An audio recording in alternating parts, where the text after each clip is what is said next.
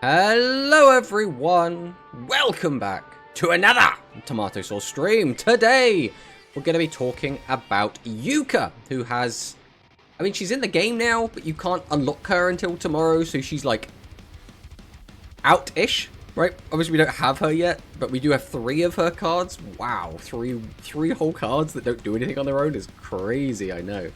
But we are going to be talking about Yuka. We'll be talking about the new box that's coming out tomorrow. We're going to be talking about the selection box that we've had leaked. There is some really cool stuff to cover. Obviously, we've already made a video about this, but it's just wanted to bounce ideas off people, talk about it a little bit more in depth, kind of see what we're all feeling. Beyond that, we will also be playing Shadowverse, because there is a new PvP event going on that I personally am not a big fan of.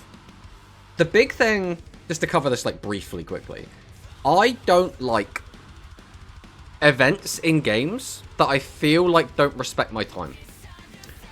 Now, if the event was just do X things, like win 5 ranked games a day, fine, right? Because it's all on the table. I know what I'm doing. I know roughly how long it's going to take.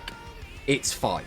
But because it's random as to when you get the rewards, I'm just like irritated by it. And then not only that, but the rewards you get are also extremely random. You could get something really, really cool, a load of resources, some nice, like, legendary cards. You could just get a load of cool stuff. Or you get, like, 50 crafting recipe, or 50 crafting material. And I'm just like... So, like, you could sit there, queue up for, like, 20 games, eventually get all of the stuff you want. And that's, again, assuming you're just winning all these games. I think it took me about 13 wins total yesterday to get all 5 of my chests, right? So if I didn't have a really good win rate, that could have been another 13 games, right? Let's say I had a 50% win rate. That's like 26 games to get what I want. And then almost all of my reward chests were garbage. So it just didn't even feel worth doing. But, let's get a little bit off track. But yeah, we'll go back to Duel Links. But if anyone does have similar experiences, feel free to vent in the chat. But we have Dark Blue Man. Hello, hello. New cards, PogChamp. Always new cards. We are very excited for some of them, less excited for others. We'll cover that when we get to it, though. We have Zaki Boys in the chat. New waifu. Oh, wait, they're underrated. Ignore my first line. Terra Flatwood is my only waifu. I think, again, Terra, or is it Terza? I can't remember what she's called in the English. But she is...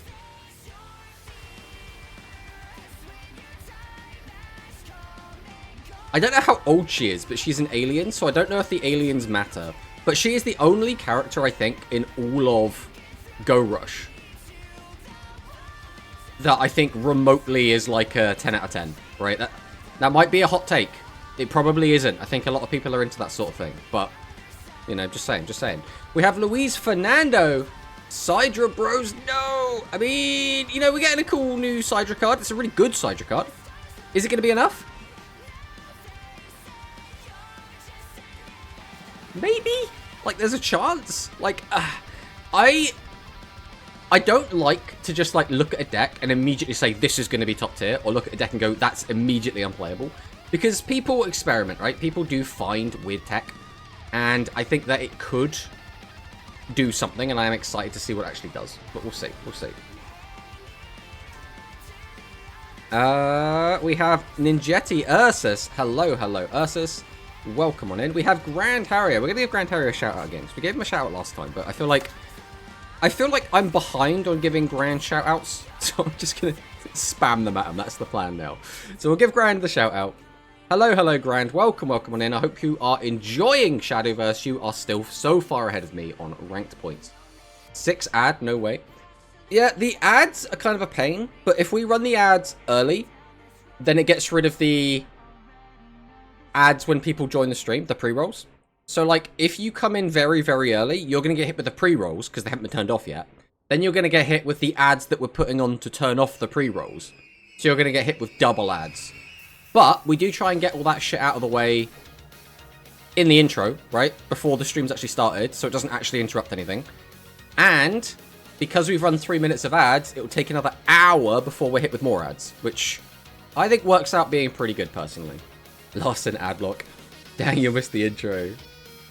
Yuka is important. Is important? I mean, Yuka is My gut feeling is Yuka isn't going to have a huge impact on the meta. Like, I think a lot of people are kind of sharing that. Like, we talked about her big combo play, and it's basically just a Grand Slam, a Utopia, a... God, what's it even called? The Zuba Babata. All with a 400 boost from the field spell, and one of them with piercing. And now that will sometimes just win a game. Like, if you could do that every single turn, maybe that's okay, but, like, the problem is we're in a volatile meta where decks could just kind of kill you out of nowhere, which makes it very, very scary. Kind of weird, they made Utopia before Stardust. I mean, kind of. I don't think it... Oh, we have not actually got streamer mode on. We should fix that for suresies. Otherwise, those noises are going to get very, very annoying very, very quickly. So there we go. Let's get rid of those beepy boops. But they did basically introduce the Goha siblings, and all of them were supposed to, like, represent a different Yu-Gi-Oh! Series. So, like, one of them was, like, the speed duel guy. You know, he has a turbo duel. Or a turbo duel guy. And he races Yuga as they duel. But his deck obviously doesn't have a Stardust Dragon in it. It was just kind of a normal wind monster deck, and it was very uninteresting. And he'd like boost... I can't remember what the card's called. But he had like a wind attribute... It had Eagle in its name. I'm sure it had Eagle. Yeah, Air Formula Eagle. We'll go ahead and throw this up so you can see. This was his boss monster. Which we still don't have, by the way, in Duel Links. But this card is... nothing like crazy, right? If you have 3 or more wind attribute normal monsters in your graveyard, special summon a wind attribute normal monster from your hand to your field face up. Then you can special summon a level 6 or lower wind attribute normal monster from your graveyard face up. So it's a middling attack guy that can cheat out any wind normal from your hand. So the best target for that is probably going to be like Milky Wave Neo. And then you also get to bring back a level 6 or lower from the graveyard. And the best target for that is going to be like Pazuzu. So like you end up with like a 25, 23, 2000, and it's kind of very mid. But nah, it is what it is. It is what it is. Yo boys, hello, Hidden Bankai, welcome, welcome. We have Corey in the chat, hello, hello. We have Duan, welcome, welcome. Mostly hyped for Royal Rebel over Rush Rare. I think it's a missed opportunity though, to give us the Heavy Metal over Rush Rare with, like, basically no other support. I've seen a lot of people saying that they do think that the Piercing guy is going to be relevant. And I kind of get where you're coming from with that. The issue is, if the Royal Rebel deck is doing what it wants to do, then the Piercing is irrelevant. So the Piercing only comes into effect when the Royal Rebel deck is not doing what it wants to do. At which point, it's just kind of trying to patch a hole that isn't really working out. Like, that's why Progressive was so important, because Progressive gives them a way to get rid of a back row and get rid of a monster, which means you don't need Piercing, because now you can just attack them directly with a big guy, right? So it's like, I don't think it, like, fixes the problems in the same way that Progressive does, but again, Progressive is very, very strong, right? Being able to get out a guy, especially with our current skills as well, being able to get Progressive's effect off is going to be so, so much easier. But it is what it is. It is what it is. The card, specifically, the Heavy Metal Overrush, looks sick. So, like, that's at least something, right? At some point, it's you not respecting your own time. People should play games because they enjoy them, not because they think they're losing out by not playing. Also, first off, hello, Shari. I think that you are missing the point, right? The game is a game that is designed to be fun, right? And in doing so, the people that are making the game are trying to create something that will be enjoyable for people, but fundamentally they treat it like a business, right? So their entire goal is to get retention and money out of us. If retention is good because, like, it helps for, like, investors and stuff, and money is good because it's money, right? That's fundamentally what it always comes down to. They just want as much money as possible. Now, the issue is, when they specifically design an event to waste my time, that is on them. Right? Now, you could say, oh, you know, vote with your wallet is like the blanket terminology people generally use, which is basically, if you don't want to support it, just don't do it. So that could be taken in two ways. One is you stop playing the game, and the other is just don't engage with the event. Now, the issue is, I want to keep playing the game. I do quite like the game, And I want to take advantage of the fact that there is an event that's giving me free stuff. The issue I have with it is, if I have, like, let's say a particularly busy day, I might not be able to grind out, you know, 2 to 3 hours in a single day, and then it becomes very annoying, because now you get, like, this FOMO. And I think FOMO, in general, is a really horrid thing that exists in so many games. So, like, it's all well and good to just be like, well, if you don't want to do it, just don't do it. But it's like, but I want the rewards from it. I just want the rewards to be given to me in a way that's more fair, right? And I think that's a fair criticism. The problem with baseball is the hard draw in Dragon. Yes. Yes. You have to find Grand Slam. You have no way to search it. So, in the same way that, like, a lot of decks have a similar issue, right? So, for example, in Metarian, for the longest time, you just had to, like, you just draw Fusion. If you don't draw Fusion, the deck's not doing a lot, right? Realistically. And sometimes that didn't matter. And sometimes that was the only reason you lost. And it really sucks. It really does suck. Jointech Tier 1, surely. Hello, Human Portuguese Dub fan. I would really like Jointech to be good, but they gave them 1, maybe 2 cards if you squint at it. So I'm not sure how they're going to perform. I hope it does well. I really like Jointech.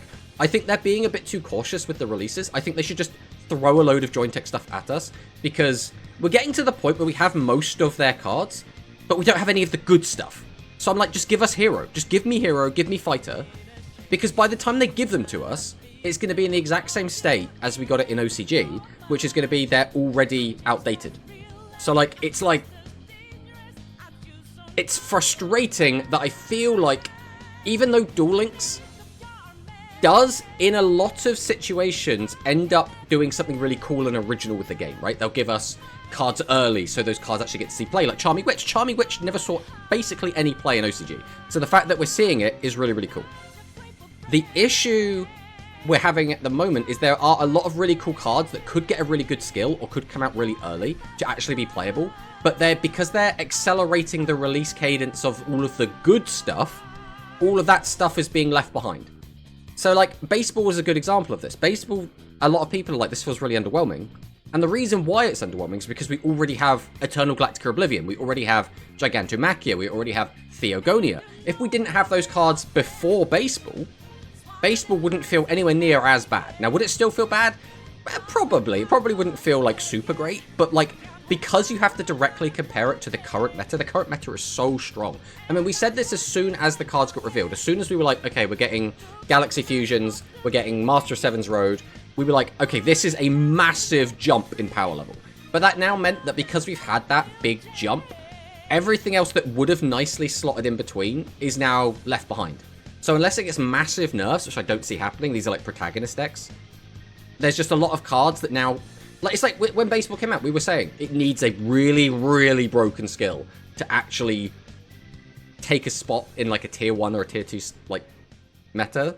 And it's just not there. And it's very awkward. It's very awkward. It's not necessarily, like, a bad thing, but it's very awkward. Which series did Yuo represent? He's meant to represent Arc 5, I believe, was meant to be Yuo. Or was he... Was he Arc 5, or was he... Yeah, he was Arc 5. Yeah, because GX was Yujin. Yujin was meant to be GX. But again, it's like loosely. They're loosely representing them. Like, I don't read too much into it. Didn't the Wind Goha lose instantly? I mean, they all lose pretty badly, except for Yuo and Yuka. They're the only two that actually get win. Oh, that's a lie, actually. The Millennium Shield guy did get a win.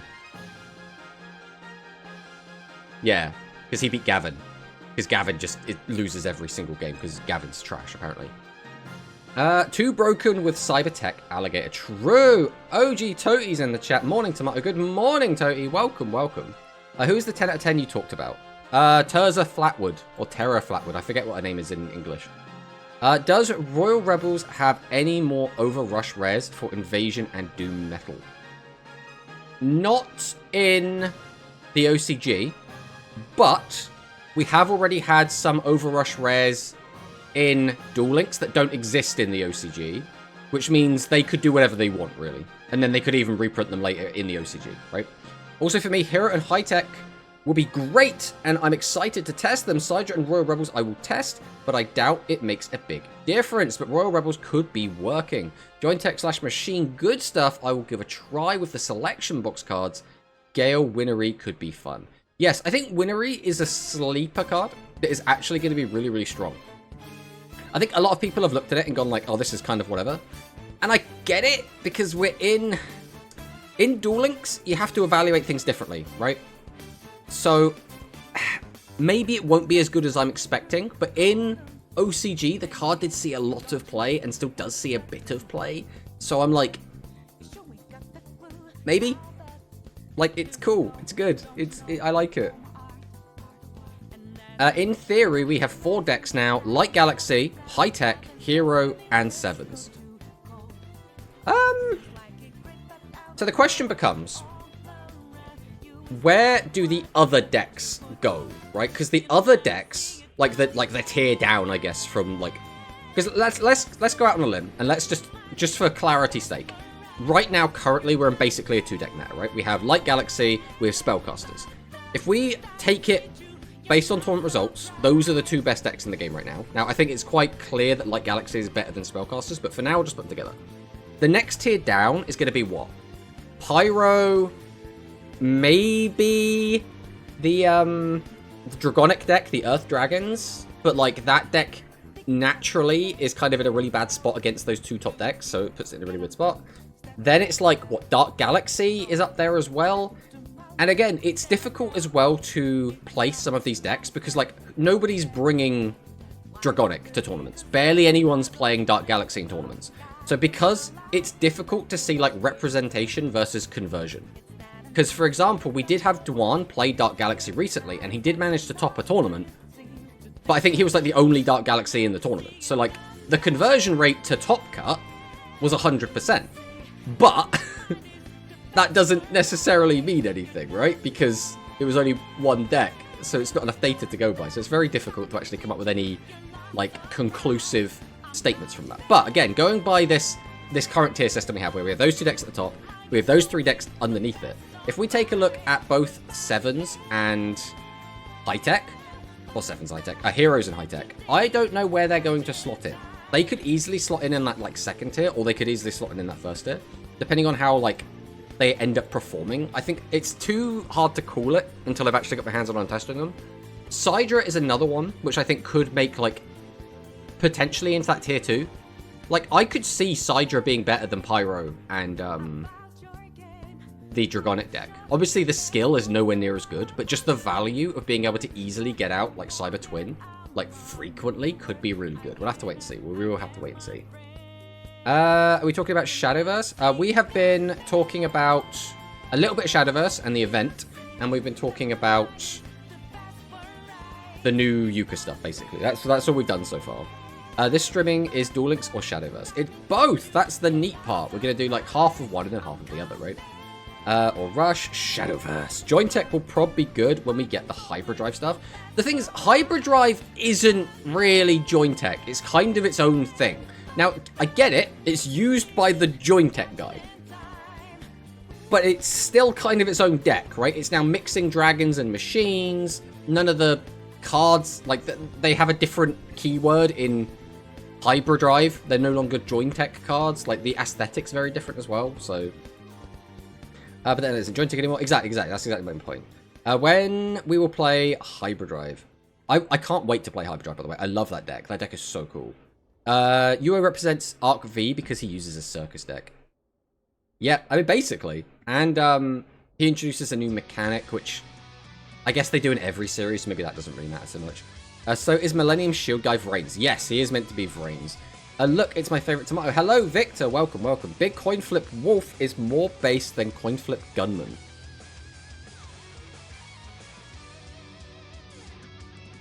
Can't remember who the Coin Flip Wolf is. I'm gonna look it up. Toss a coin. Wolf. None of these are wolves. I don't know who the wolf is. If you want to let me know when we've worked it out, that'd be great. I'm only in and out today because I got shit to do. That's cool, Victor. I hope Hero is really popular so I can play Matarian again. I mean, maybe. Like, maybe Hero Matarian makes a comeback, you know?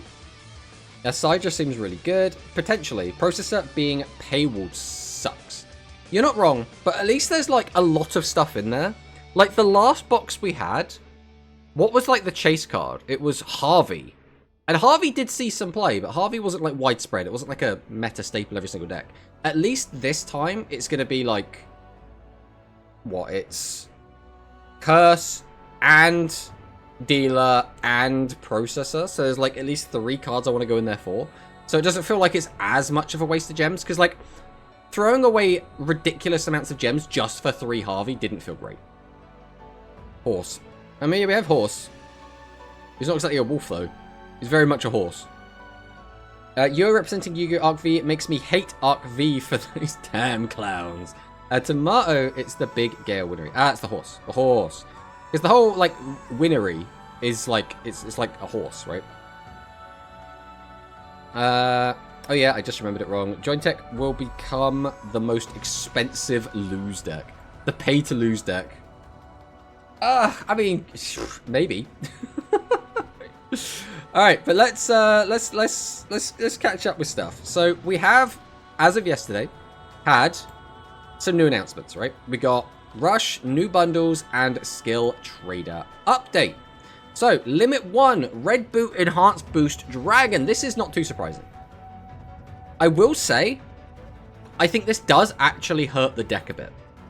Obviously, there's the fact it's Limit 1, right? So you now can't play Pot of Greed, you can't play Compulse.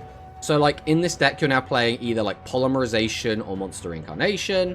For your Trap, you're playing Widespread or Trap Hole. So you're probably playing Trap Hole based on the current meta. But, if we're unable to successfully recycle this card, only being able to go into it once could actually make a big difference. Because, like, in some situations, you'll summon this and you'll just win the game. And that's fantastic. But in some situations, you won't just win the game. Your opponent will have a Legend Trap or something you couldn't deal with. And then you'll need to go into it again on a later turn, but you just won't be able to. So, like, if you're able to recycle this, it's fine. It's whatever, right? If you're not able to recycle this, it might actually be really annoying. So, we'll have to see how it actually ends up playing out. Not Burn Dragon Fusion.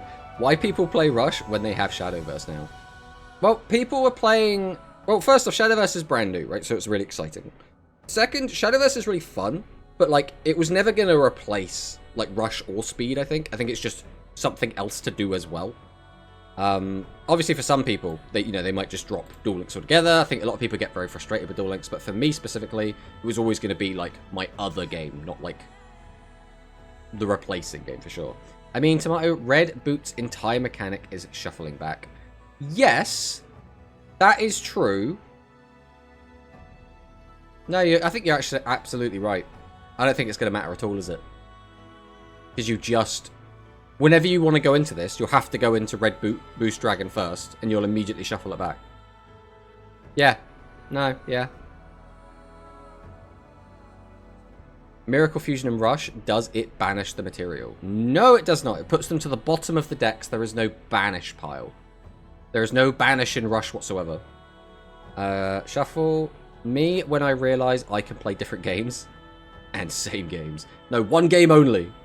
It's like, to be fair, when people tell me about all the different gacha games they play, I'm like, how are you doing this? I think it was Hikari who, like, I think she posted an image of, like, 5 different gacha games. And I don't think any of them were Duel Links. So it was, like, Duel Links, and then 5 other gacha games. And I'm like, I couldn't do that. I just couldn't. Keeping up with 5 gacha games... It's too much for me. Too much for me. Like, they say, you know, not all heroes wear capes, and I am no hero. I couldn't do it. Couldn't do it.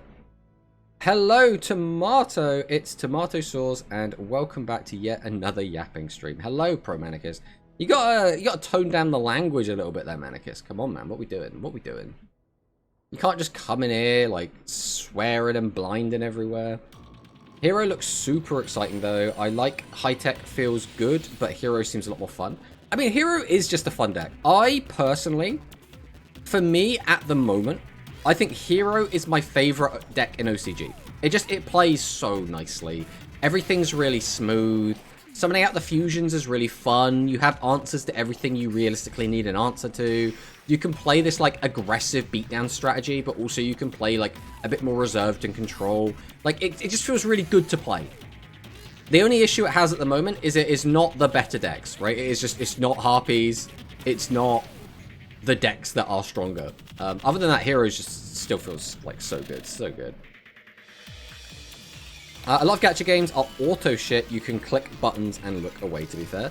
I mean, yeah, but they still require you to like go in and like do stuff typically. It's the same reason that I didn't get on with Hearthstone when they wanted me to grind out the daily quests, because some of those quests were like, oh, it's like win 7 games as like Hunter, but there wasn't like a PvE mode, so you just had to go and queue up and just like win a bunch of games. And I was just like, this, sometimes you'll get a quest that you'll finish in like 4 minutes, and sometimes you get a quest that could take you 4 hours, and it's just like, that's why I really like the Duel Link stuff, because for the most part, Duel Links you can just auto duel through most of it.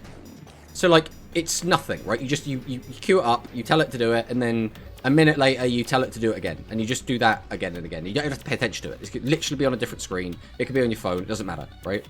And I do actually quite like that, because then when I actually give a shit and I want to pay attention, I can, like when I'm like when I grind ranked or something. Just hire an assistant to do your dailies. Oof.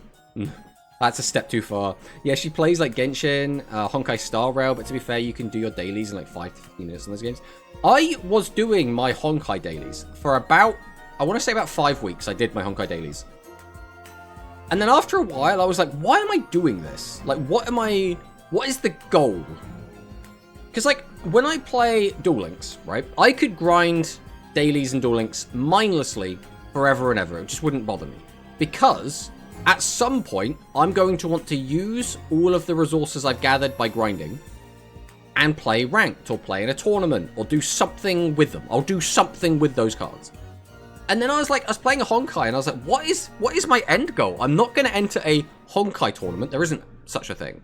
I'm not going to play Honkai ranked. There isn't a thing.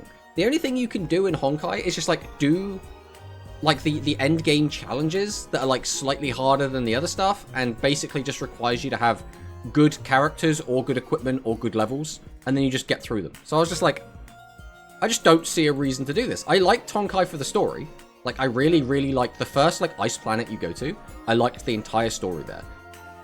The story when you go to, like, the place afterwards with everything's, like, Chinese themed, and it was, like, the merchant town and all that lot. I was like, I less vibed with that. And then I ended up dropping the game during that while waiting for the next thing to come out. So I was like, well, doing these dailies is getting me nothing, really. Like, nothing, at least, value to me. Suck my... Wow, Manicus, so rude. I'm free to play Pokemon TCGP and semi-free to play, only paying for extra decks in Duel Links, only Rush. That's it for Gacha. I mean, yeah, that's basically what I do, right? I have the 2 accounts on Shadowverse, I've got the 2 accounts on Duel Links. That's all I have at the moment. Plasmatic is my fave at the moment. Still got a thing for Space Yggdrago. Space Yggdrago is cool. I do like Space Yggdrago. There's some decks I do really like, right? Like Cyber Spice, I think is a really cool one as well. I love Hero. I need to build that deck, to be honest. To be honest, I don't want to build Baseball, not gonna lie. Like, it just doesn't look that good for doing 3-box runs.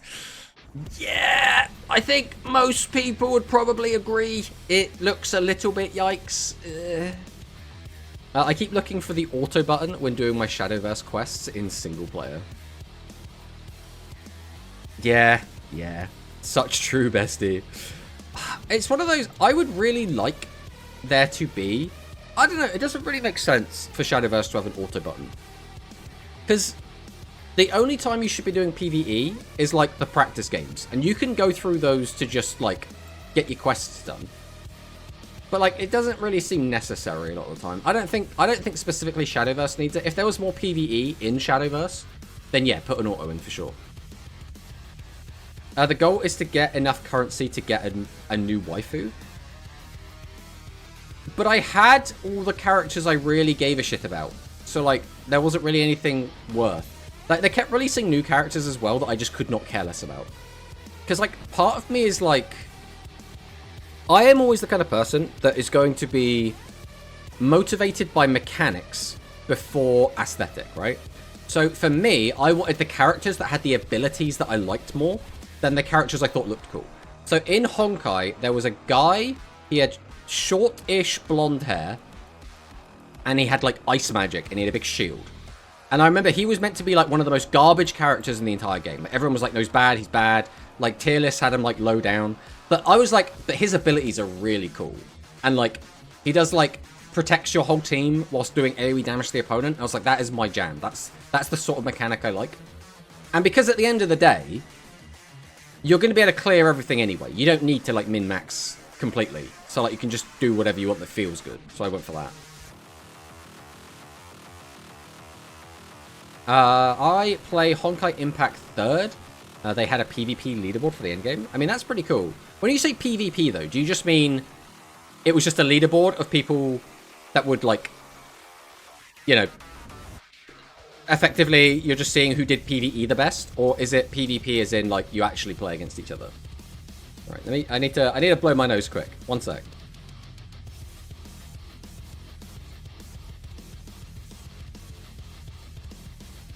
And we're back. We're back. I thought I'd spare you that.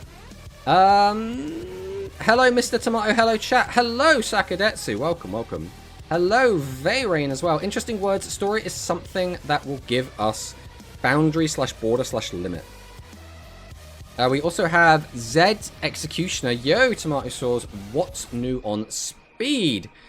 So we're getting what? A deck build box, which has Gustos and Assault mode in it. That's the new speed stuff. So not a ton going on there. So they'll give us a boundary border limit. I don't really know what that means. Baseball Utopia is here and will hit hard. I hope it does okay. I'm not expecting it to. There's a baseball skill that makes Utopia 10k, right? So there is... But we don't know if that's going to be available for players, right? I don't believe we're 100% confirmed on that. So, like, until we do see that 100%, like, in the game, I'm going to treat it like it might not exist. Baseball, when set 3 pass happens and they just get killed on the next turn. Well, baseball, you could just go, like, triple Zubababata, get the field spell out, give them all piercing, and then you've just got 3 1900 pierces, which, like, isn't bad. Tomato, the Burnstall fanboy, just said he's motivated by mechanics. Burnstall fanboy. I don't actually like burning or stalling, to be honest. I have always been the kind of player that I just like it when your deck requires a brain to play, and when you can play on different axes, right? So you don't have to just do one thing. So a lot of rush decks fall into the category of being 1, brain dead, and 2, you just do the same thing every single game. I personally have always been a fan of the decks where you can go face constantly and have a great time and win a lot of games, but also you can play on a different axis, right? So examples of this would be Noodle Ninjas, right? You can just go face. You can put everything in attack mode, attack, attack, attack, burn over them as well, get in for a load of damage, try and kill them. But if you're against a deck that is going to absolutely punish you for doing that, and at the time that would have been Royal Rebels, you could instead leave 2 monsters face down, leave your extra place face up, and play on a different axis. In the same way, Machines got to do the exact same thing with their Mirror Innovator. You didn't have to commit 3 monsters in attack playing into Doom Metal. You could play on a different axis, right? You could literally swap the game up. You could say, I can still get a decent amount of damage in with only 1 monster in attack position. And then to the same extent, Royal Rebels was also one of these decks. Royal Rebels was a deck where you needed to know how the deck works and play around its mechanics to the best of your ability, as well as when you're playing as Royal Rebels, there was a lot of different things you could do. Sometimes you need to know, when do I have to go aggressive? When do I have to play passive? When do I have to wait for my opponent to commit monsters? If we go back and forth too long and my opponent's playing like stop defense, well then they're going to eventually just kill me. So I can't just wait for that to happen, right? So there's like, I like the decks where there's a bit of like thought behind it. That's my personal like preference. Wait, I need 3 Overrush Doom Metal. I just realized, and I'm broke on gems. Oh, no! Well, we have to fix that. You have to fix that. We have Curse to deal with set 3 now. Yes, which could be really, really good. The only issue with Curse, the only big stonking issue, is your opponent needs to have 1 or less cards in their hand. And that won't always be the case. Now, sometimes it will, which is fantastic. But sometimes it won't. And when it isn't, that's going to cause some problems. Because you might be in a situation where you're stalling back and forth, and your opponent ends up with like 3 cards in hand. And now you're like, well, I have to apply pressure to get them to empty their hand so that my curse is on. So now you're sat there having to leave everything in attack position. And then depending on what they're playing, they could punish you for doing so. So, like, I don't think it's quite as easy as, like, X card just, like, solves problem. As much as I would love it to, unfortunately, Curse does have some drawbacks, which is awkward. OCG Plants is the most big-brained deck trust. I really like OCG Plants. I really like them. They're just so mid, and it makes me so sad. Because they keep getting new support. And the new support is, like, it's fine, but it's not good. It's not, like, strong. It's not unfair. It's just, like, here's a couple of tiny pluses and, like, an AoE buff. And I'm like, yeah, but could you make it so that my guy, like, attacks 3 times or something? Like, look at what all these other top tier decks are doing. They're doing all this crazy shit. Let me do the crazy shit as well. And they're like, no, not for plants. Burn players explaining why burn actually is fair. Well, the thing is, right, I actually think the Red Boot High-Tech Dragon is actually way more offensive, right? First off, it burns by so much more than the typical noodle deck would. Second, it's also a massive mill deck. So, like, it's mill and burn in the same deck. So, like, I don't know. For me, I actually think Red Boot is the bigger offender in, like, the burn camp. But, you know, it's going to come down to different, like, people's opinions, right? Curse is going to be good if traps become more common. The issue is that it becomes weird. Because if you're saying that because of the get +2 when a trap card's been activated, you now need your opponent to activate a trap card during main phase 1. Which, like, I mean, what even would they activate? Like, Trap Hole? Rice? Is that it? I think that might be it. I mean, correct me if I'm wrong. Curse loses hard to Giant Trunade. Giant Tortoise of Greed. Oh, man. Giant Tortoise of Greed. Giant Tortoise of Greed. Rinkage casually beating Udius's ass and Udius needing ass per ritual. I agree with that, Tomato. Tortoise of Greed. Burn, baby, burn. Alright, well, we've talked about Red Boot. Now, let's talk about the other elephant in the room. So this is Miracle Fusion. So Fusion Summon a warrior-type monster that cannot be special summoned except by Fusion Summon. Now, that is a line that means this, at the moment, only makes Elemental Hero monsters. That's because Elemental Heroes are the only warrior-type monsters that have a line on them that specifically says, must be Fusion Summoned. So even though this doesn't say, like, make an Elemental Hero, it's make an Elemental Hero, right? But you place the cards from your field and or graveyard on the bottom of the owner's deck in any order as material. So we don't banish, right? But this card is crazy. This card is really crazy. Riding. Riding is a good one. Thank you, Toty. Thank you. Burn 2400, mill 7, and have 4.7k attack monster. All with 1 fusion combo is pretty nice. Well, it's more than that, right? Potentially. Because you could also get... So, theoretically, if your graveyard is absolutely massive, you could go Red Boot, burn for 7. You go Red Boot Enhanced, burn for 18, which is now 25. And Booster Wyvern also burns for 6.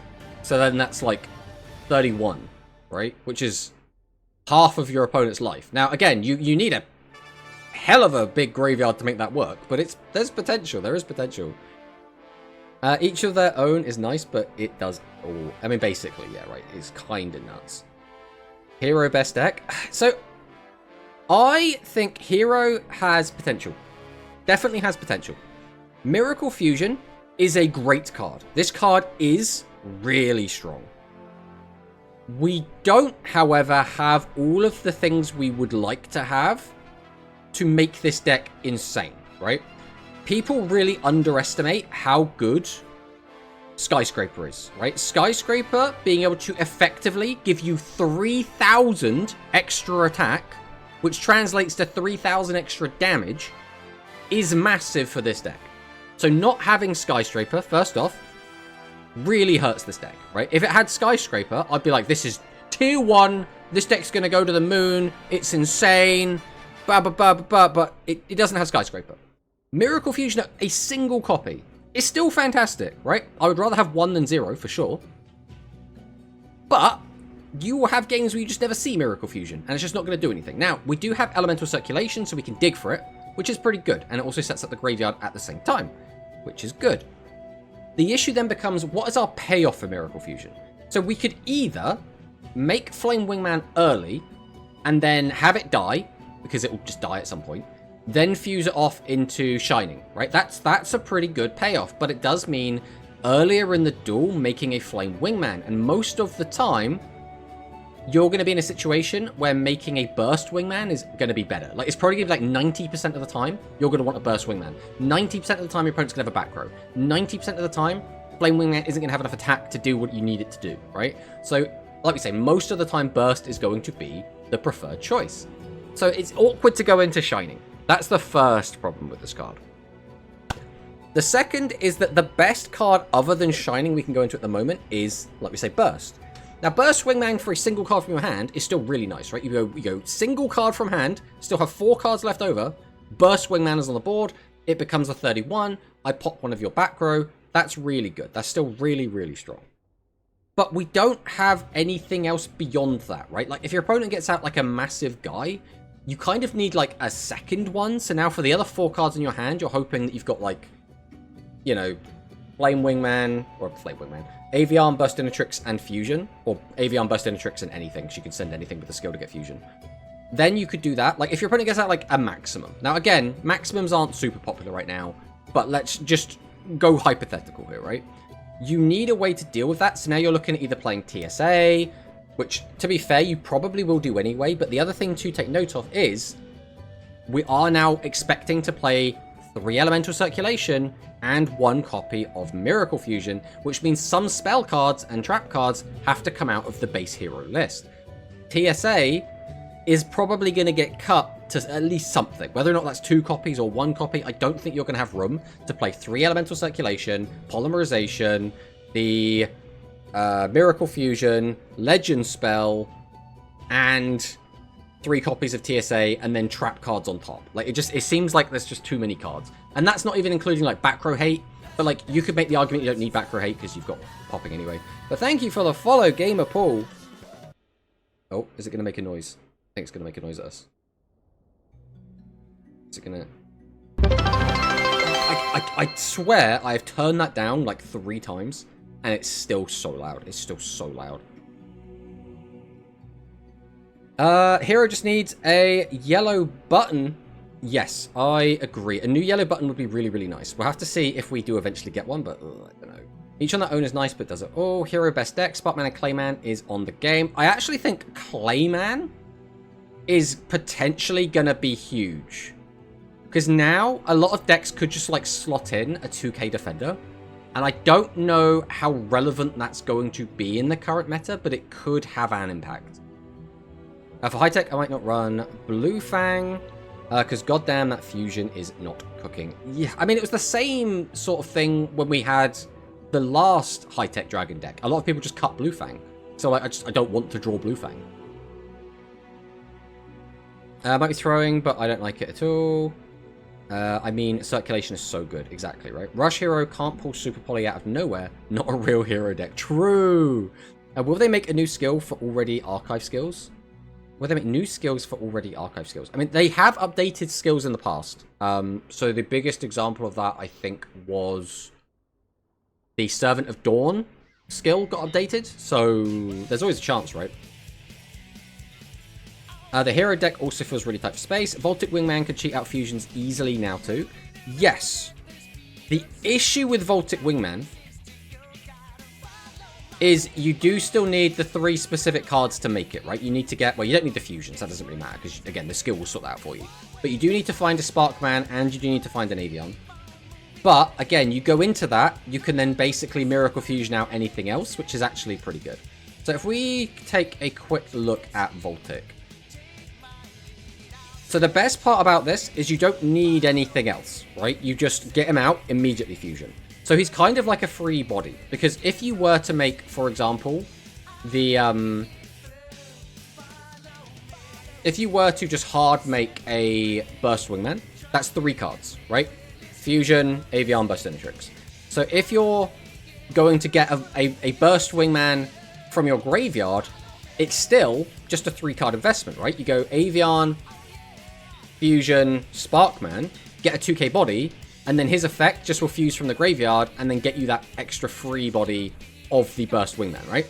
So a lot of the time, it will actually be more efficient to go into Voltic than actually just hard making any other fusion, which is actually kind of nice. The downside is, right, you're going to need that graveyard keep filling up, right? But we'll have to see how that goes. Tomato, don't we have Thunder Giant? We do have Thunder Giant. Thunder Giant's cool. Thunder Giant's cost is still a little bit eh. And Thunder Giant is also a little bit awkward because it treats your opponent's original attack. But other than that, like, Thunder Giant's still, like, fine. It's fine. So then, Mr. Tomato, what do you think about Utopia? I think the baseball stuff is going to probably be mid. The deck, like, can do stuff, but, like, I don't think that stuff is anywhere near what Spellcasters is doing. I don't think that is anywhere near what, like, Galaxy is doing. And I think that's what kind of, like, lets it down. Old deck. Fusion Cancel might be good in Hero 2, or at least into it. Yes, potentially. The main issue it's going to have is that the only good targets... I don't even know. Like, splitting up Shining Flare Wingman theoretically is good, but, like, the chances that you're going to summon that out without using a Miracle Fusion or Voltic is so low, so you won't have the materials in the graveyard to actually split it. I actually think the best target for Fusion Cancel, again, if you're using it aggressively, might be Cyber Dragons. Because, like, think about it like this, right? Summon out Cyber End, attack with Cyber End, right? You get a big piercing attack. Fusion Cancel into 3 Cyber Dragons, attack, attack, attack. You've already got one out of the way with the Cyber End, so you got that big piercing, probably around 2,000 piercing damage. And then you'll get a direct attack for 2,100, which actually is not bad. That might be enough to close out games at some point. Now, Cyber Twin can do the same thing, right? Cyber Twin attacks, gets rid of 1. Cyber Twin attacks again, gets rid of another. Defusion, get out 2 more bodies. Attack, over 1. And then you, if you had a monster other than the Cyber Twin as well, that's another 2 attacks that could go face. So, like, there is some stuff. I don't know. I think it's going to be, like, awkward because you're only ever going to want to do that if you're going for the win, right? If it's literally lethal. But, like, there is stuff you can do there. Released into it. Noodles have 2 skills too. Yeah, you're absolutely right. Woo, Servant of Dawn. Hello! How do you get Shadow Fusion Game Mat? I have no idea, Flackton. Welcome, welcome, though. I think the next hero skill we get will be the Neo stuff. Not before, sadly. Yeah, there is a chance they give us, like, Heliosphere. Like, Heliosphere is the other big one. They could also theoretically give us the guy that boosts their attack. What's he called? Does he have hero in the name even? He's like Setup Defender or something.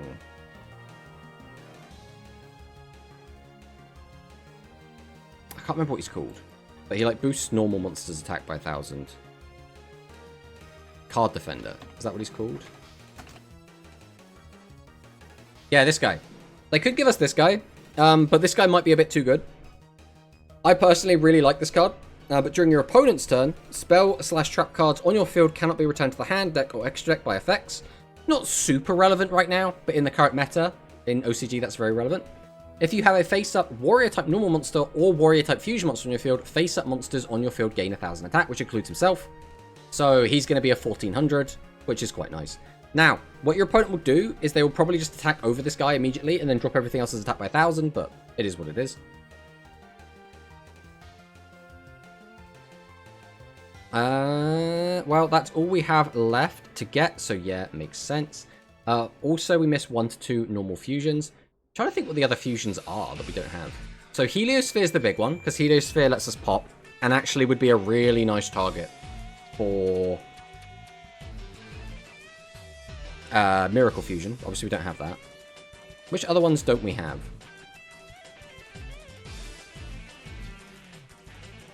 That's kind of it. At least according to this website. This might not be all of them. The rest of these are all Neos Fusions. So it's just Heliosphere. But Heliosphere is really good, right? So it's made using Sparkman, Avian, and Burstinatrix. If you have 10 or more cards in your deck, draw one card and show it. So you just get a free draw. But I say free. It is free, but like making this guy's a bit of a pain in the ass, right? And then if it's a monster, you can destroy one card on your opponent's field. Face up, face down. Any level monster, doesn't give a shit. Really, really, really strong card.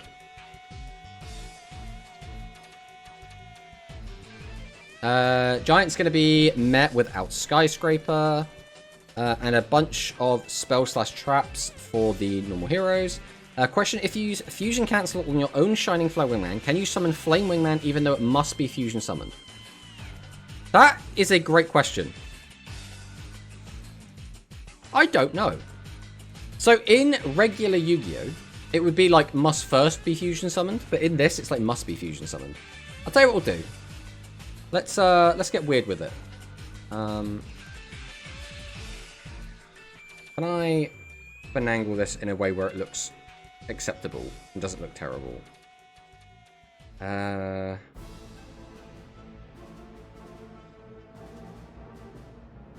that's not helpful at all. One moment. We're going to see if we can finagle this. Okay.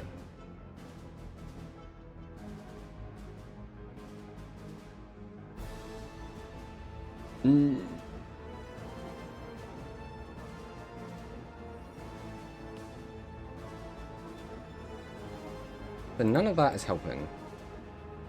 It's window capture 2. I don't have another window capture 2. Damn it. I don't know how we don't have that. But it's fine, it's fine. We'll go to window capture 2. And we'll just shrink this. Alright.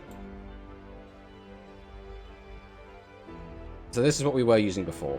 But I do actually want to test this and see if this works. So we will go for Fusion. I suppose that doesn't really matter. We will go Avian. None of that really matters. We will go for this. We need Burstinatrix. We need Fusion Cancel. We need Sparkman. Okay, what do we need to make this work? We need you. We're going to need you. We're going to need 2 of this. We're going to need this. And we're going to want you. Okay. So we go hand test settings. Change this to Rush Duel. Okay, that's perfect. All right, so we will summon, activate Fusion. I say we're almost perfect. We actually need another Fusion. So we didn't click the don't change hands. But that's fine. I'm sure we'll just draw into it in no time. Alright.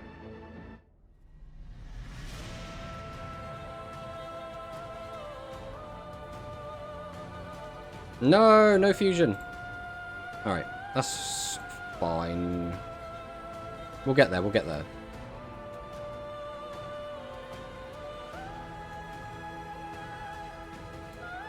Why is Fusion on the bottom of my deck?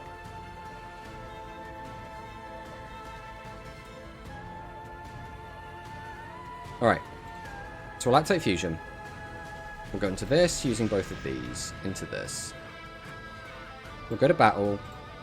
We'll declare the attack. We'll activate Fusion Cancel. Nope. At the very least, I can tell you that EDO doesn't think it works. So that's good to know. Hello, Icy Gamer. Welcome, welcome. It's been a while. I know that your sleep schedule is absolutely everywhere. But welcome, welcome. Russia's a banish pile, huh? No, it does not. It does not. Don't tell me Mirror Confusion shuffles cards back into the deck. It puts them on the bottom in any order. So kind of. Puts them on your deck. Recard Defender. Defender is not coming anytime soon. I'm going to call it right now. Skyscraper will come as a card trader card. I mean, potentially. The issue with it is it needs Neos, right? But bringing out Neos without his contact fusions seems kind of weird. I'm calling Rottweiler. I mean, potentially. Royal Rebel Best deck. We also have Quantum Cubes in the chat. Hello, Quantum. We'll give Quantum a shout out as well. Actually, we do have a command for Quantum, but I'm going to give Quantum the shout out. Welcome on in. Royal Rebel, I think Royal Rebel has potential. But we did say this a little bit earlier. I think that if Royal Rebel's doing what they want to be doing, and they're doing, like, all of the Royal Rebel stuff, they are going to not need piercing. And the piercing doesn't, like, solve all of their outgoing issues. It's more like... It's sort of like running stop defense in Pyro, where, like, yeah, technically it helps. Technically it sort of sorts it out, what you need to do. But it's not ideal. It's in no way ideal. So I just don't think a deck that has, like, effectively a Band-Aid fix on it is going to necessarily perform super well. So we'll have to wait and see. I'm going to hold my judgment on it until I've actually got to play the cards. I'm not just going to sit here and say, like, oh, Royal Rebels is going to be shit. Because I don't know, right? I just think that I want to test it before I come to a conclusion. Maybe we get a Skill Skyscraper release, potentially. Always was. One that makes it searchable. Bro going to lose to deck out in a sim. I mean, that's how we do. That's how we do. Oof. Hero Hype, let's go. Yeah, I don't think you can. How the Shadowverse gaming been going? Shadowverse has been pretty good. We have been enjoying it. The current PvP event, I am not a fan of. Outside of exactly that, the game's been pretty cool. The biggest issue that I've had with the game is that just getting a finished deck that I would be comfortable playing in ranked took a little bit longer than I would have liked. But I think that is me being somewhat entitled, because a lot of the time you'll play a game and you'll just have a ranked deck ready to go on, like, day one. I think I just expected that because I've been conditioned to expect that. Royal Rebels is going to be shit, Tomato Sauce. You can summon the 2 new cards, also of Royal Rebels Skill 2, and use their effects, and then tribute them for Royal Rebels. Yeah, but that in itself seems really mid, right? Right, think about it like this, right? So you activate the skill, you summon out 2 guys. If you activate the effect to give one of your guys piercing, that now has to be on a 3rd monster. So you had to already have a 3rd monster out to give it piercing, right? So you have to effectively summon 2 guys, tribute them, to get out your boss monster. Then you activate the skill, summoning 2 guys in defense, which now can give your boss monster, which presumably is going to be, what, heavy metal. So now heavy metal gets piercing. Then you can activate heavy metal's effect to pop your opponent's guy and gain that attack. So now you can make use of that piercing, which is all fine and dandy. But we've already used 1 card, 2 cards from hand, the boss monster, and 2 more bosses. So we've already used the whole hand, and we've gotten out 1 guy. Oh, I suppose no, the better way to do it is instead of summoning 2, you summon out just 1 guy, both of the bosses, tribute 1 of the bosses to get out the heavy metal. At which point that's now 1, 2, 3, 4 cards to get a heavy metal with piercing. And remember that heavy metal can only pop level 8s and lowers as well, which is a little bit awkward. You can summon the boss after using the skill. No, but I meant the effect of the monster, right? Of the way to give it piercing. Because the issue that you could run into is that you don't have enough bodies. And then it's like, well, I have the guy that can give piercing, but I need to tribute the guy that gives piercing to get out the guy that I would give piercing. Because that is something that will come up occasionally, right?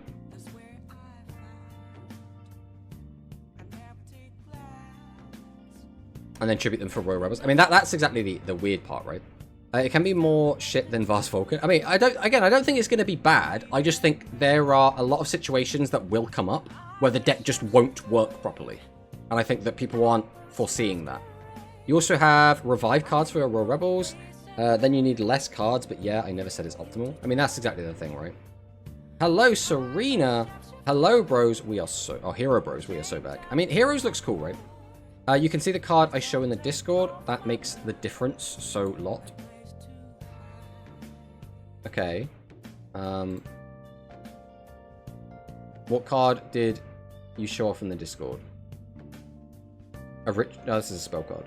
Which one is this? Royal Rebels King's Return. But we're not getting King's Return. So... that doesn't matter? It's like, yeah, progressive would be fantastic. It would fix all the problems we have, but we're not getting it, so it doesn't matter, right?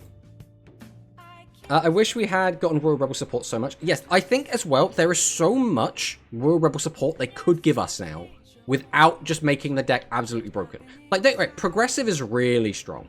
But, like, there's other stuff, like Hard Rock. Like, where's Hard Rock at? Like, if we go to not released. Like, where's Hard Rock? You could give us Hard Rock. Hard Rock's fine. There's the boy, we're getting him. Progressive, again, progressive is really good. This card is actually insane. Like, it's really, really strong. So maybe not that one. You could give us No Wave. That would be fine. You could give us Blues. You could give us probably, maybe Elite Amp. You could probably give us Guardian. We could definitely have Break, like, for sure. There's no reason to not give us Echo. Like, there's so many cards they could have given us, and they've just chosen to give us none of them. And it makes me so sad. Royal Rebels can use Rising Light to give games with Burn. I mean, that is definitely something they could do, especially because the extra +2, if they go second, is really good. Royal Rebels are a deck that already, the skill is like so impactful for them. Because effectively, if you squint at it, again, we use that a lot, but like, the Royal Rebels skill is sort of a +4. Like, it's not really, right? Because that's not really how that works, but you're getting 2 boss monsters onto the board that would have cost you 4 tributes to get out. So it's sort of a +4. So the value gained from it is insane, right?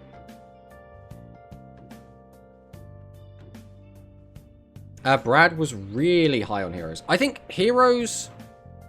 Again, I think heroes, they're strong. I think they will be good. But I don't know how good. We know all selection cards, yeah. It's always only 4 to 5 new, and we have 5 leaks. Yeah, exactly. I think the hero deck is going to be fine. I just don't know if it's going to still be able to compete with Light Galaxy and Spellcasters, because those decks are just really good. Right, they're really good. Now, there's still a chance we get a skill hit, and if we did, we'd be hearing about that in about a week, if we're going by last year's schedule. So we'll have to wait and actually see, right? We don't know everything in the selection. So I believe we do now. But I could be wrong. Again, it's the data miners that are going to have the actual true information. I just go by what they say. But we'll see. We'll see, right? Because it might be... Because the other thing to remember is, until the cards are actually out, they can change whatever they want. Don't forget, we did have... I think it was the Meta Gears was going to come out limited and then came out unlimited. Because they could just change what they want to do on a dime, right?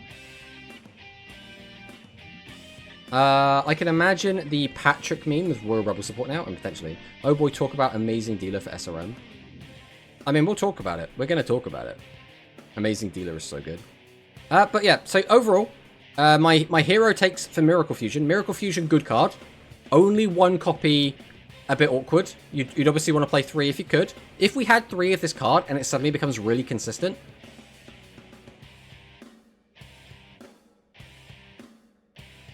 I mean, hero becomes really strong with just like ridiculous advantage generation, ridiculous filtering. The consistency of this deck would be insane. You would have like almost infinite back row pop. Like, it would be so strong if that were the case. The only thing hero would be lacking is like good piercing. Because right now you have to play like Piercing Samurai or just like Flame Wingman Burn. That's like the best you've got. Those options aren't bad by any stretch. They're just not as good as like, you know, Meteor Charge, Riker, Charmy. There's just better piercing options out there, right? Amazing Dealer is so good. Meta Gear style when? Meta Gears as well is so cool. The issue is he has like no reason to come out. Because there's no trap cards that pop monsters. So he's like in such a weird spot. Meta Gears arrives with a new skill, I think. I mean, that would make sense. I want to use my ORR Prismatic Meta Gears. I mean, that would be pretty cool. Just play the new spell, easy. But that's the thing, you then can't recycle it, right? So it's like, if you can't find your Miracle Fusion, that's one problem. But once you've used it, you're now out of Miracle Fusions, which is the other problem. Now, Duel Links is in a state where games are over very, very quickly. So maybe, like, the Miracle Fusion turn is just the kill turn, in which case it doesn't really matter. The thing to remember is that when we play this in OCG, it's just part of the generic turn. You're just going for, like, a Miracle Fusion, like, every turn, every other turn sort of thing. Watch the other 2 copies of Miracle Fusion be in selection. Imagine. What if Hero got another skill? Let's call it Miracle Contact.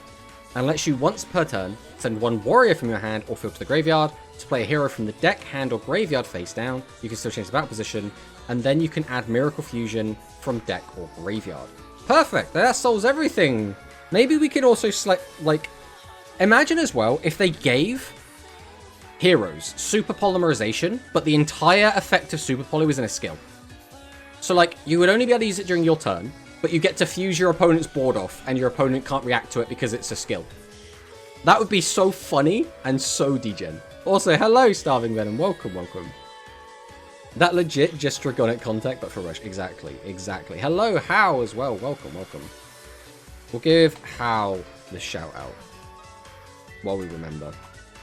Getting all the shout-outs today. Tomato, what Discord server can I find the full list for selection? So there isn't a full list for the selection. There is just the stuff that's been data mined. And I believe none of it is, like, ordered. So it's just, like, random stuff. But it's just the generic Duel Links Discord. Like, it's just Duel Links. It's the Duel Links Discord. Perfect. We love it. Do you reckon Magical Stone Excavation can come to Duel Links Rush? So, Magical Stone Excavation is a awkward card. It's limited to 1 in OCG for a reason. The problem is, and it's the same problem that card has had in the past in Speed, or specifically just, like, you know, TCG. You can use it to just loop shit, and looping shit bad. So a lot of the cards that causes loops, that is the majority of the Limit 1 list on OCG.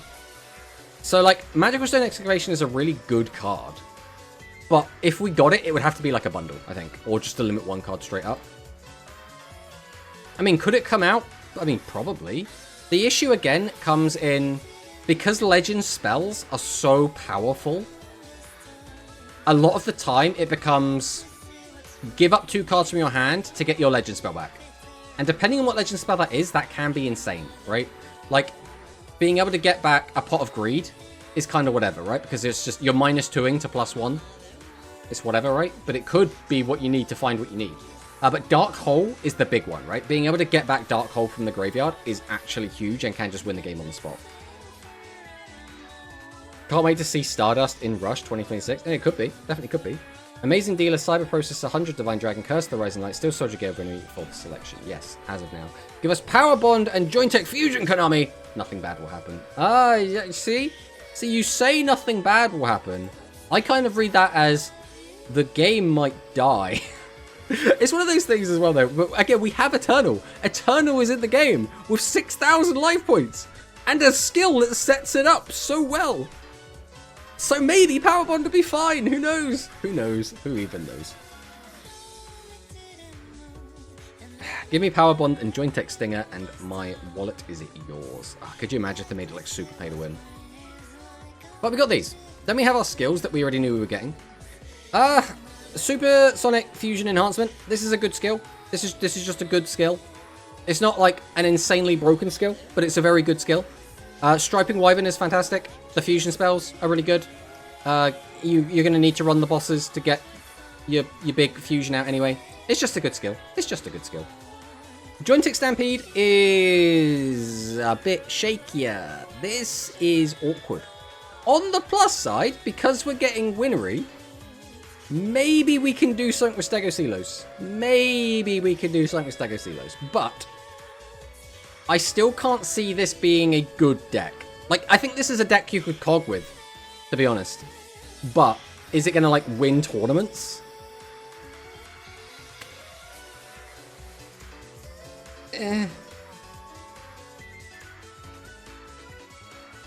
Give me the Fusion Assault.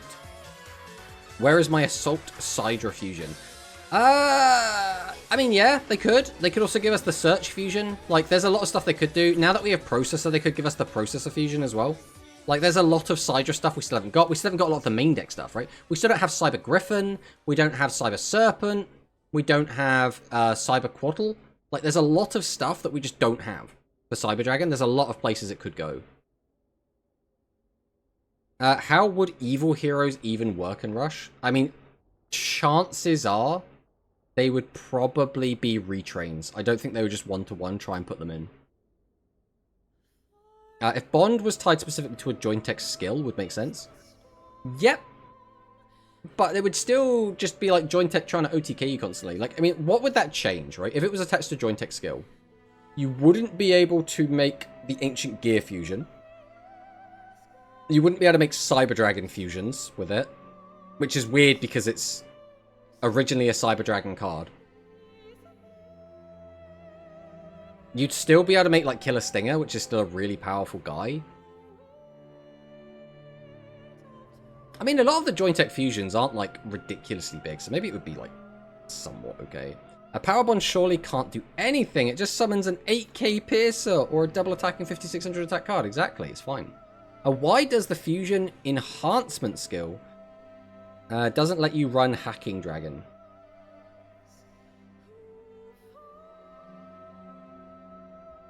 Oh, because it's a high-level monster. Because they don't want you to play other stuff, right? So, I think it's because they didn't want to just have, like, a big list of stuff you can play. They didn't want to, like, oh, you can play Blue Fang, or Red Boot, or Hacking Dragon, or this other one that we've let you play, or maybe this 5th one we've let you play. This is their way of just saying, please don't put this with, like, Dragius. Don't put this with, like, the Volcano Dragon, so we don't want you playing, like, Secret Order in this, like, randomly.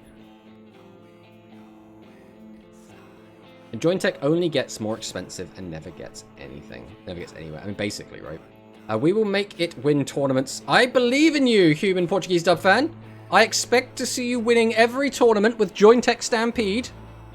I mean, are we going to have a tournament tomorrow? So today would usually be a Rush tournament from Quantum. But I don't know what Quantum's doing today. Then Friday... Does anyone run tournaments on Fridays for Rush? I don't think so. Saturday is usually Hikari, but I don't know if Hikari's going to run it. Sunday is Grand. Monday will be Mono. So we've got a lot of tournaments coming up.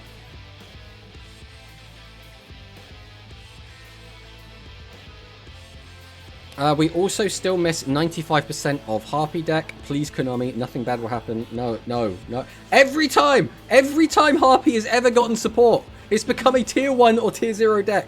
We do not let Harpies into Duel Links. They're not allowed. How many gems past max you already have, by the way? I don't know, actually, to be honest. We're at max, and then everything that we have is going to run out midday on the 27th, so tomorrow. So I haven't, like, counted how much we got, but we have a chunk. Justice for Hacking Dragon, but Hacking Dragon is a Yuwamu card. I mean, there's got to be some other high levels that Yuwamu uses, right? There must be, surely. Or maybe there isn't, actually. They don't know what... They don't want you to throw. She even has a voice line for it. I mean, a Joint Tech skill that locks to only Earth can still play Ancient Gear Golem fusions. Yeah, I mean, it depends if they'll let you use level 8s, right? Because they could just stop you from doing that. I think High Tech is the best deck in the box. I mean, it's got to be that or Heroes, right? I would definitely lean towards High Tech being better than Heroes. That's because High Tech, it's very clear what this deck wants to do. It's very clear how this deck is going to play. And it's very clear how annoying this deck is going to be to play against. I look at the Hero deck and I go, yeah, this could do stuff. You can get out monsters relatively easily. You can dig through your deck. You can pop all the back row in the world. And then I'm kind of like, I feel like this deck's like actual kill potential is going to be off the back of Shining Flare. And I don't know how easy it's going to be to like use Shining Flare and get it out. But again, once I play with it, I might be like, actually, you can get out Shining Flare twice a game. It's really easy. And then I'll have my opinion change, right?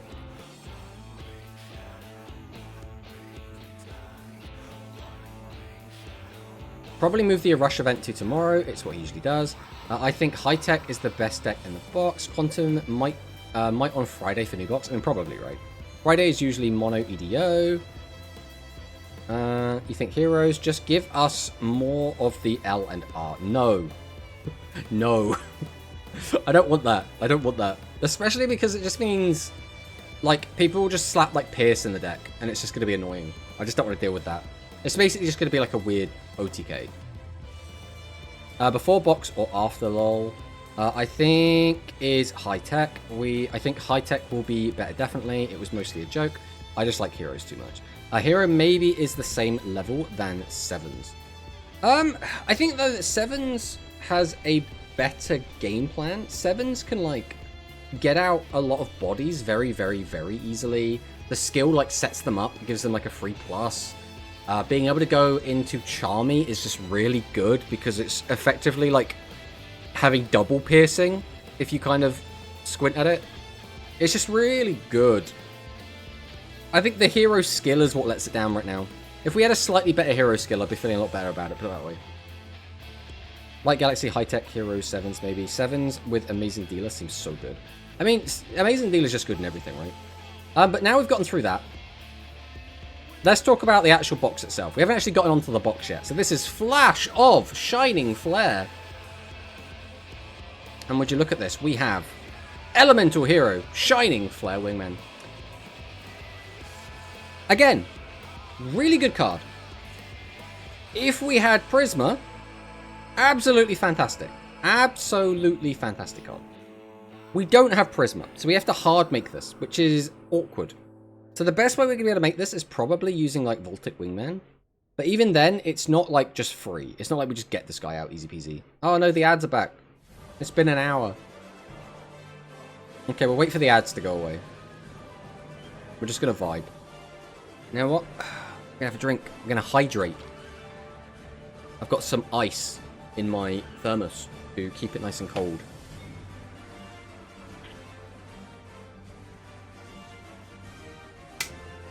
Oh, it's good. Ice cold still. It's been in there, by the way, for about 2 hours. Which means it is doing its job.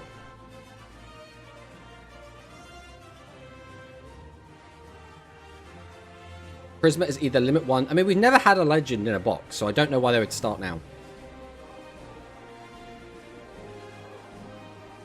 Chat, Tomato didn't take his ad medicine. Now, we always have to get hit with the ads at some point. They'll be gone in 30 seconds. Then we can continue vibing. We can continue the yappening. We can continue talking about if Elemental Hero Shining Flare Wingman is actually good or not.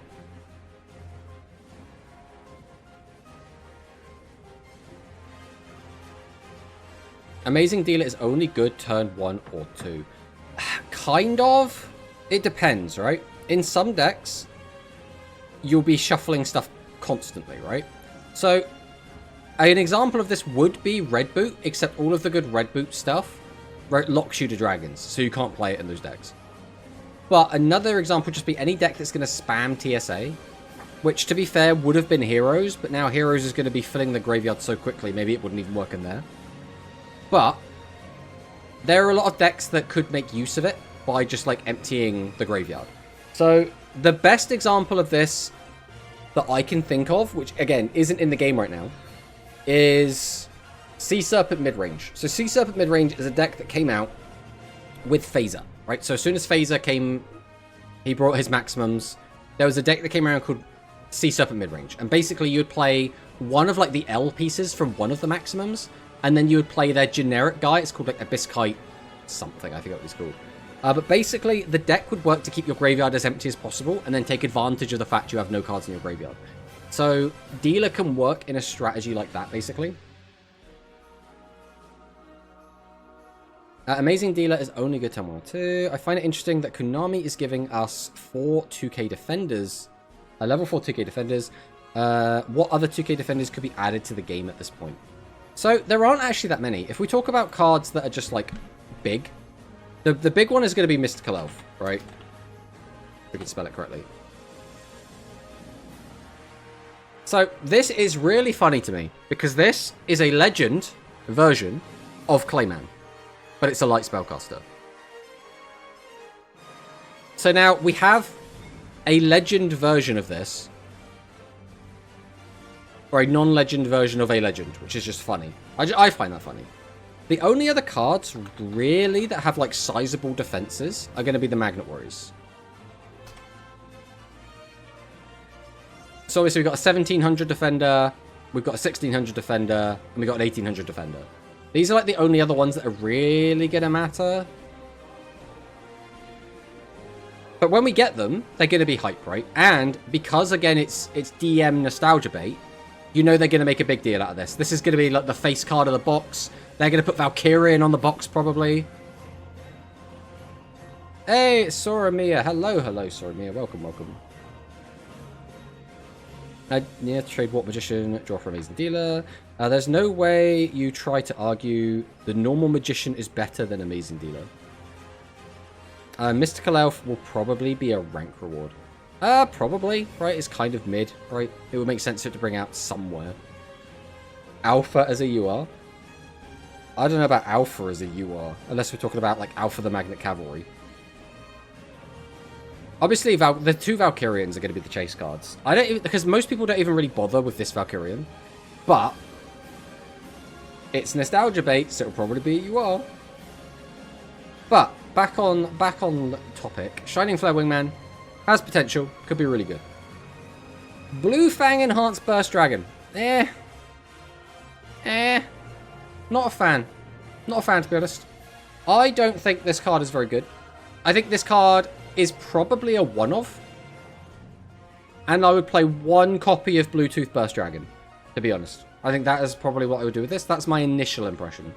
This card will be really, really helpful a very small amount of the time. And when it is helpful, it will win you the game on its own. But when it's not helpful, it's going to do absolutely nothing.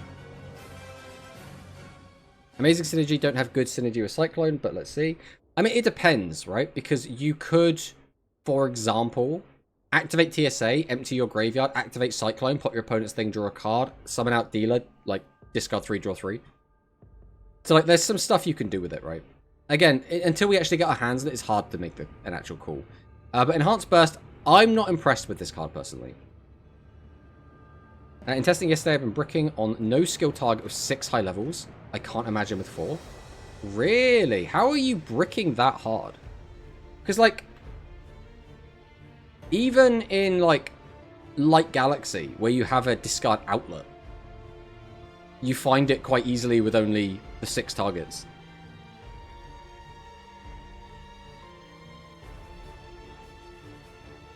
Move the skill. In testing yesterday, I've been bricking on...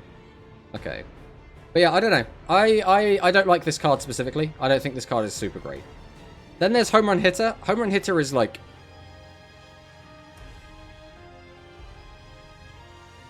This is going to be a key combo piece of the baseball deck. I don't know how often you'll use its effect. I think it's going to be very situational. I think if we do end up getting that skill that can, like, double this guy's attack, that is what's going to make this good, right? Because you'll double up to 10k. And having a 10k attack guy is actually scary, right? If you don't have exactly that, this seems so mid. Like, so unbelievably mid. I can't play more or less than 5 bosses besides Royal Rebels. Your Discord has an outlet.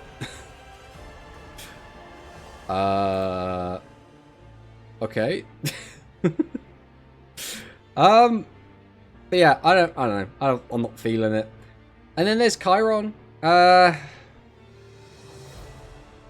I still don't think this is going to be good. I think there will be some situations where you can cheese a win with this.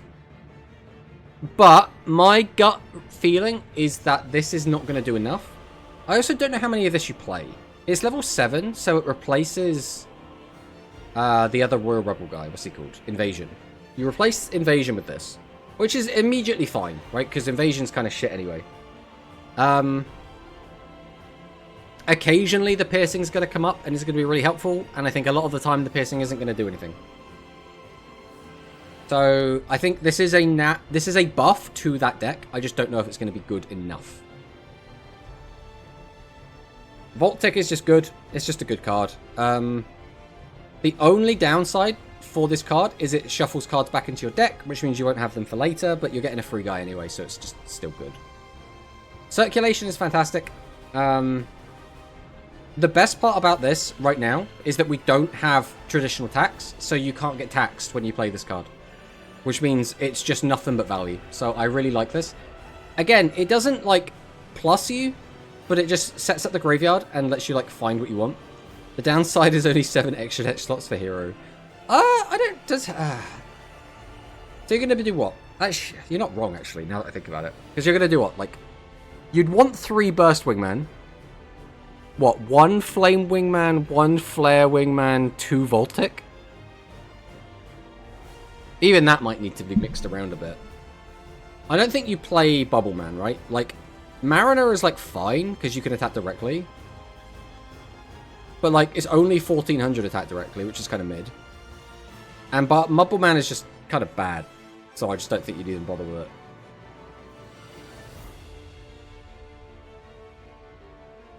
Then we get to Fusion Cancel. Fusion Cancel is, again, it has potential. There is stuff you can do. I am not sure how impactful this is going to be. Let's think about this, right? So when are you going to want to use this? My opponent attacks me with a Shining Flare Wingman. I take all of the battle damage. I take all of the burn damage. If I'm alive, I can now Fusion Cancel it. Okay, if you're alive. Your opponent summons out Eternal Galactica Oblivion. They boost its attack up, they ram into you. If you survive, you can now Fusion Cancel. Okay, that's pretty good. I guess you could use this on extra Plasma. That's not bad. You could use this on Galactiara Eve if that stays on the board. That's not bad. You could use it on Burst Wingman. That's not awful. I don't think it's going to be used. Just 1 new trap, Classic Konami, unless it's League, because it doesn't stop you dying. Exactly, that's my biggest issue with this card. It doesn't solve the outstanding issue of just getting OTK'd. That's the biggest problem with this trap card. I actually think it's more likely to see play in a deck that can use it offensively, but the issue is I don't think we have many offensive decks that can make use of this at the moment. It's like Cyber Dragon, and just kind of only Cyber Dragon. Like maybe Dark Galaxy, but then it's awkward for Dark Galaxy because Dark Galaxy is really good at filling up every monster zone anyway. Why isn't Fusion Cancel on attack declaration? Because then you wouldn't be able to do the defusion thing of attack with your boss and then split it into 2 and attack again. That's why. Tomato listed 2 cards that it can be used that will just pop it before it's used.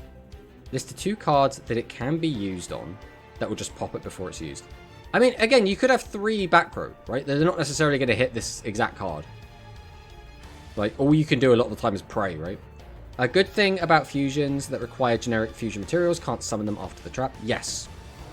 So it's really good into, like, basically, like, Charmy and Light Galaxy fusions, and very specifically Shining Flare Wingman. Then, Striping Wyvern. Striping Wyvern is fantastic. This card's just good. It's just good. Send 2 cards from your deck to the graveyard. Again, we want to be milling. That's fantastic. Send this card to the graveyard. That's fine. It's a 0/0. Who gives a shit? Special summon a body. So we give up this 1 guy to get out a 2 tribute body onto the field. Again, that's a discount on the body that we're getting. And then we get a fusion spell from the graveyard back to our hand. So that's a 3/1. So effectively, this card gets rid of itself,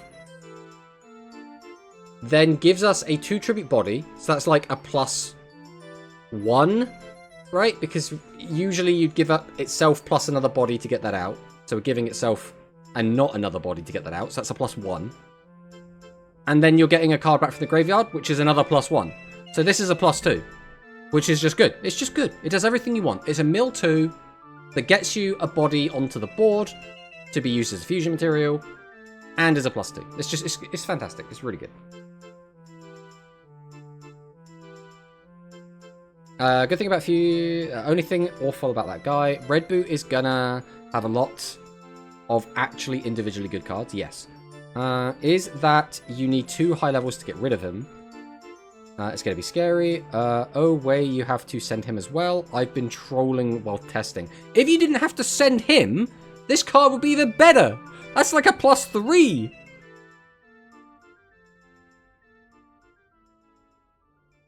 Well, now all of Soromir's testing is invalid. None of it meant anything. Then we have Phoenix Dragoon. This card is interesting. Effectively, this is discard a card, draw a card. So there's nothing, like, insane about this card. Like, discarding a monster, drawing 1 card. Like, yeah, you get an extra 300 life points. Whatever, right? The one saving grace with this is it's not type specific. So you could play this with any deck that plays level 8s. So the intended deck for this, I believe, at the moment, is going to be the baseball deck, because it's all level 8s. But any deck that's playing 8s, you could theoretically put this in your deck, right? So it could be okay. We can use Phoenix and Royal Rebel. Yeah, as long as you're not locked to something, right? I think Royal Rebel locks you to high levels, not to low levels. But yeah, Phoenix Dragoon is fine. It's fine. Then you get to Goblin Digging Captain. I actually think this card's not bad, right? So if you're Warrior Returning Alive or Trap Hole in your graveyard, send the top card of it to the graveyard. 1 face-up monster on the field loses attack equal to the number of Warrior Returning Alive and or Trap Hole in your graveyard times 1,000 to the end of this turn. This effect isn't, like, crazy, right? But this does mill you, which is okay. If you're playing Warrior Returning Alive or Trap Hole, reducing by 1,000 on a body is actually not awful. It's sort of like a bad version of Negator Dragon. Negator. I'm just gonna... There we go. This guy. Negator. I thought it was Negator. It's Negator Dragon. So, this card is fantastic. This card sees play even now. This card is absolutely busted. During the turn you normal summon this card, mill 2. If you have a negate attack in your graveyard, make 3 face-up monsters on the opponent's field, lose 2,000 attack until the end of the turn. In fact, it's until the end of your opponent's next turn. So this is a lingering debuff. This card is absolutely bonkers. This card is like the baby version, right? He is so bad by comparison, but it is similar. Gain 300 life points broken, exactly. That card would be amazing if on top of the reduction it also let you recycle one of those legends. Yeah, if you could get one of these cards back, that'd be a lot better. Unfortunately, it doesn't do that. But this card, I think...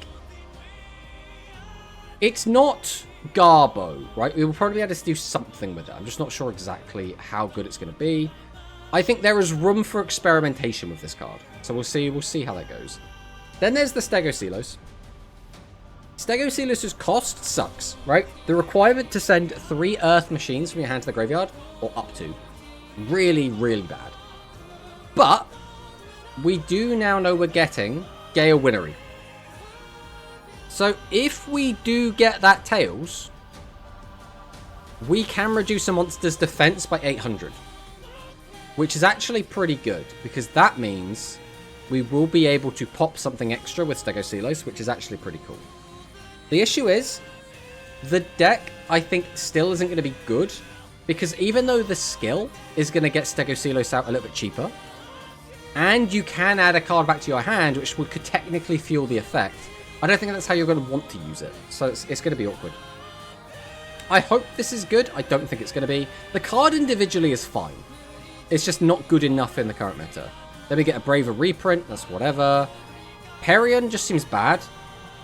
I don't know why you would play this over Doom Metal or Heavy Metal. It mills you. That's like its benefit. It has defense points, which is nice if you really don't want to use Doom.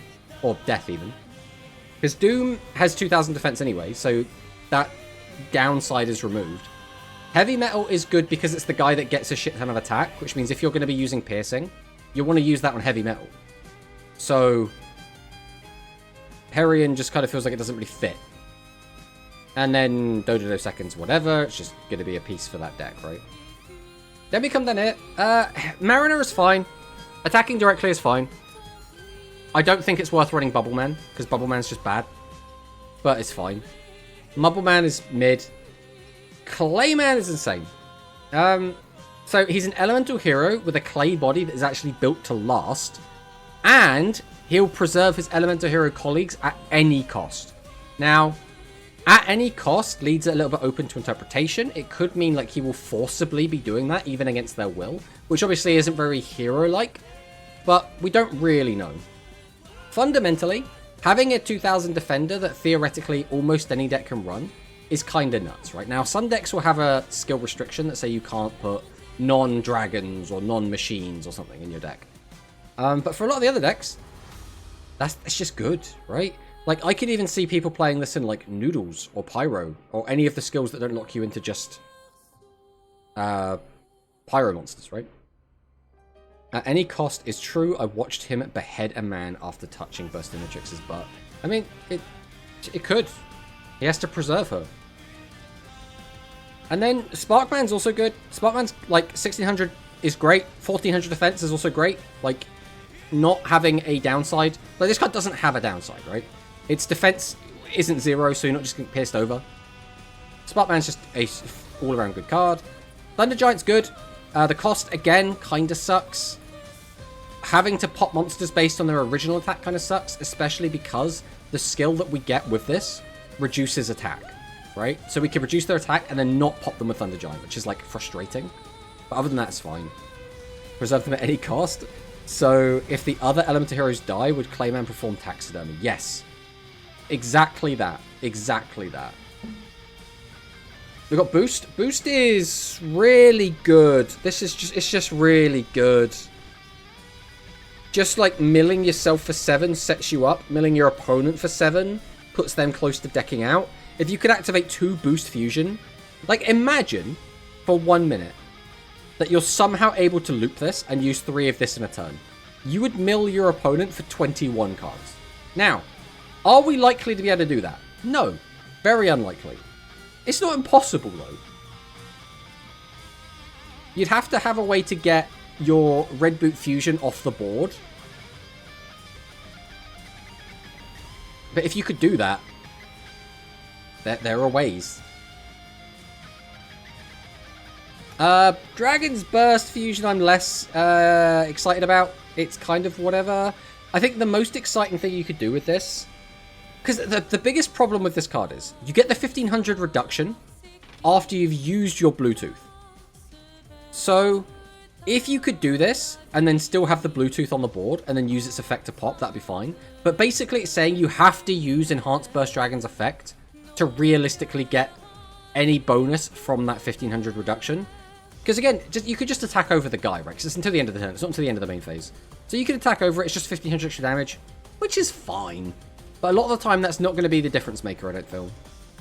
I think this card, like, it isn't bad, but it's just nowhere near as good as Boost Fusion. That's how I look at it. The sad thing is, even if you boost Thunder Giant's attack with Burst Wingman, it still couldn't pop Eternal Galactica. Exactly. Now, the Red Boot Fusion card would make Phantom Bind more useful too. Potentially, yeah. And Phantom Bind is already seeing play, right, in Spellcasters a little bit, so... Booster Wyvern? Just burn for 600. It's nice. It all adds up. 600 is 10% of your opponent's life in Rush Duels, specifically in Duel Links, so it's good. DBF Rebuilderer. This is a card that you'll probably play.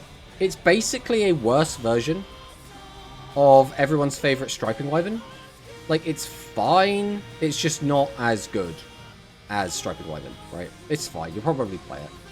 Then SSD Drake is kinda mid.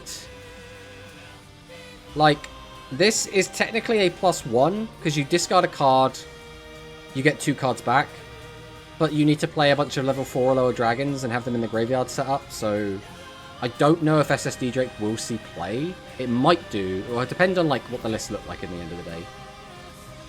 Then we have Tag Up Magic Sacrifice Force. I think this is still kind of mid. Then we got a bunch of reprints. And then the other new cards. Fairy Dragon. Wow. Incredible. Amazing. Feather Spirit Stadium obviously is needed. We get Outfielder. Tribute Doll is just kind of a meme. It's not very good. And then Nutrient Z. So again, nothing like too crazy in there. Overall, obviously these are going to be the decks to keep an eye on. These decks I think could maybe do something, but I'm not convinced by either. So we do have Yuka out already, and we do already have access to 3 of these cards, right? So I think I've already got 2 Grand Slam on my main account. I've got like 4 Umpire, and I've got like, I don't know, 8 catchers. So like, slowly that's coming along. You're going to need these if you want to play the deck, because Grand Slam is going to be really important, and Go Go Go Umpire will probably also be very important. Then we get to the selection box cards. So, 100 Divine Dragon. This card's just kind of bad. The effect isn't like awful, but why would you play this boss over any other boss? It's not helping your win condition. It's not like doing anything insane to like actually help you. Overall, kind of whatever. Processor, actually a good card.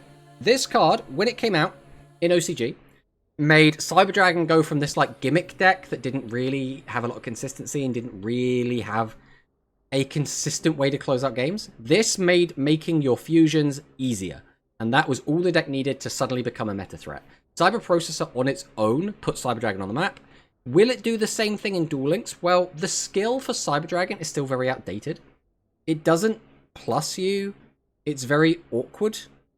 So maybe, like, this is definitely going to make the Cyber Dragon deck stronger than it currently is. Is it going to make it, like, suddenly seeing it, like, top 8ing tournaments left, right, and center? There's a chance. I don't know if this is enough to make Cyber Dragon, like, an actual, like, tier 2 deck or anything like that, but it's a good card nonetheless. If you want to play Cyber Dragons at all in the future, you want to pick this up, because this is going to be good. Then there's Dealer. Dealer is a really weird card, because during the Sevens era and early Go Rush in OCG, this card was in every single deck. Because having this just a chance that you can just send 3 cards from your hand to the graveyard, draw 3, was really good. 1, it lets you set up your hand. 2, it lets you set up your graveyard. So sometimes you use it and you'll get a worse hand, but that's just kind of half of the course, right? Being able to potentially start out with 3 cards in graveyard means that you can make a lot more plays a lot earlier. Now, Duel Links is a lot faster than OCG, as well as the fact this card came out during the Sevens era, not the Go Rush era, which means we've already gone past Amazing Dealer's like desired environment. So I will say Amazing Dealer is probably going to be good, but I don't know how good. I would imagine this will end up feeling about as good as like Siesta Torero and about as good as All-Seeing Harvey, where it will see play, it will see a decent amount of success, but it's not going to be like a staple in every single deck. Like, this will see some play, it will be okay. I don't think it's going to be like the meta powerhouse that it was in OCG. Then there's Curse of the Rising Light. Now, this card is a bit bonkers because this is a card that sees play right now in OCG. Like, genuinely, you look at OCG lists, this card is in the side deck. Sometimes it's in the main deck. This card is especially good when your opponent has trap cards that are activated at the start of the turn. So Sunset Rebirth is the primary card that you use, and then use this to counter that. That's not in Duel Links. So this card is not going to be as valuable as in OCG. That said, it is still really, really good. The only issue I have with this card is that your opponent has to have 1 or less card in their hand, which can cause issues. Sometimes you'll be like, well, like, I would have lethal, but my opponent's got 2 cards in their hand. So no, I don't have lethal. I don't have anything. And that can feel a bit frustrating. But being able to change your opponent's battle positions is really good, because this is not stop defense. This is not block attack. This is both. And having the versatility to swap between those two is really, really good. And if you do play this going second, that extra 2 cards is actually insane. Like, it's so, so, so powerful. I mean, we saw how good Essel has been in the past. This is, like, very similar to Essel in, like, its activation and, like, the amount of advantage it gives. Most skills look. In 7s, it's cool, but I don't think make a difference a lot. Curse of Light is the best card in the selection. I mean, I think Curse of the Rising Light is really good. I just wonder if people are going to, like, work this card out realize how to play around it, and then it's not going to do as well as people are hoping it's going to do. Punish, compulsory, and trap hole. Yeah, I think it's one of those things where it's more like it's going to help you recover after a devastating compulse or trap hole. Because a lot of the time, it's not easy to like force them without putting something really impactful on the board, right? So then there is Steel Soldier Gale Winnery. We already spoke about this card a bit, but this card is insane, right? Both heads and tails are good. Its stats are good. They're not insane stats, but it's this. He doesn't have like a bad stat. Like 1,000 defense is still fine. And he can either give all of your monsters 500 extra attack, so that is going to make him a 17, and your other monsters presumably much bigger. Or if it's tails, reduce the attack and defense of one of your opponent's monsters by 800, which is also not bad. That'll let you clear over something. Now again, if this was OCG, this card's really strong, or at least it was really strong for a long time. Duel Links is a lot quicker. Playing these like cards that are a lot better in like a grind game are not necessarily going to be as good in Duel Links, where we have a skill, we have the ability to kill each other very, very, very quickly. So there is that as well. And that is everything. That is everything. That is all of the cards. We've talked about everything. So my takeaways are: new stuff looks cool. I don't know what's going to end up being the best out of all of it, but I do think none of this looks like it's going to dethrone Light Galaxy. Light Galaxy, like none of this is like, oh, this counters Light Galaxy. Oh, this playstyle is really good into Light Galaxy. Like the best you're going to have is if Light Galaxy mills themselves too much, then the high-tech dragons could mill them out. But if you don't exactly mill them out, you're exactly helping them, right? So it's like, it's a fine line of, if I mill Light Galaxy, I'm either going to kill them because they're going to deck out, or I'm helping them get to their win con. So like, it's a very awkward like situation, because I think a lot of the time you just won't touch their stuff. Like you won't mill them, and then you'll just shuffle their stuff back instead, which is fine. It just means you're doing like less burn, you're getting less attack. Steel Soldier is a good card for Sidra. Yes. Alright. With that said, I think now it's time to move over to the Shadowverse. So we are going to go ahead and we're going to change our directory.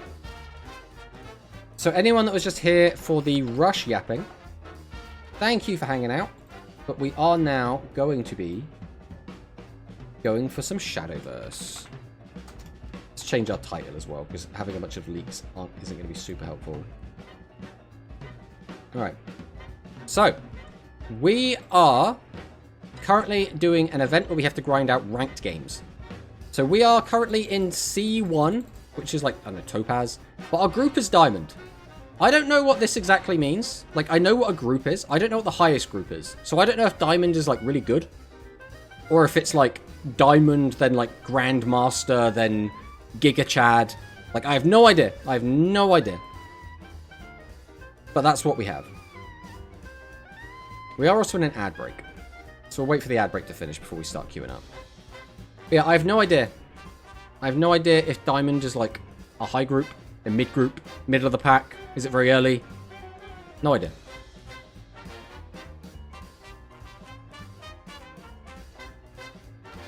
Well, we got 40 seconds yet, so it's time to hydrate again.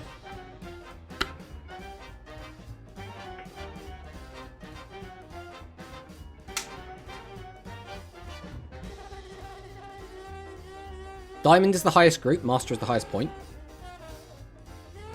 So what does that mean, though? Does that mean I've had, like, my win streaks have been too good, my win rate is so high that I'm in Diamond even though I'm still in C1? Because, I mean, on one hand, that's kind of cool. And on the other hand, it feels really out of place. And it also means that getting to C, or getting to Diamond was actually not that difficult. Alright, but we are going to go ahead and hop in.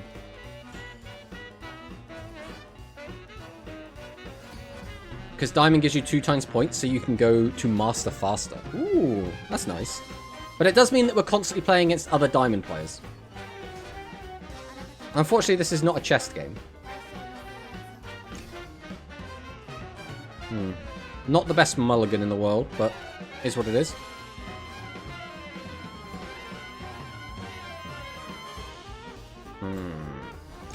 So I don't really like this because our hand is not good. And he has the coin, and we're still not drawing anything to, like, help us right now. Like, we've got these out, which is great, but now we've got 3 turns of nothing. So, like, this is really bad for us at the moment. We now have to draw, like, a 3-drop to stay relevant. Because theoretically, he's just going to start putting stuff on the board, and we're going to get bullied and out-tempoed. Puts down Leah. I mean, Leah's fine.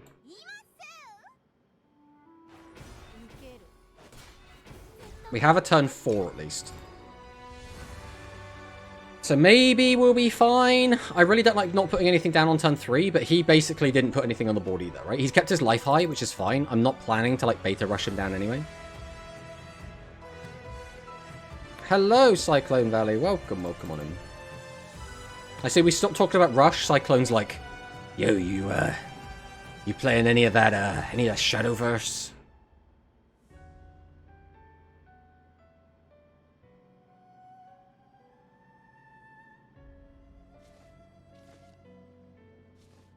But, obviously we're playing Shadowverse today. We will, I think, be doing a stream tomorrow where we will be playing the new Rush stuff. Because I didn't want to, like, not stream today because we had all the stuff to go over, as well as we had the Shadowverse event on.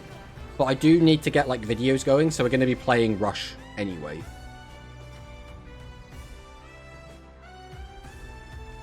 I mean, do I just drop this? I mean, we're always dropping this, right? There's no way we're not. We have to go ahead and fuse some of this. So I'll go ahead and fuse these two together. I think we just clear this. I don't really care about getting damage in. I just want to keep his board low. So we'll pass on that. Like, if he wants to use a puppet to clear that, that's fine with me. That makes no difference. The only scary thing is if he gathers a load of puppets in his hand, his Orcus turn could be really nasty.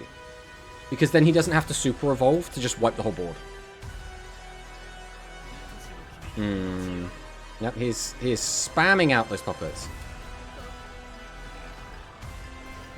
Okay, so he now has board control, which is fine. I think we probably still go Assault Cannon. Because this keeps us on curve.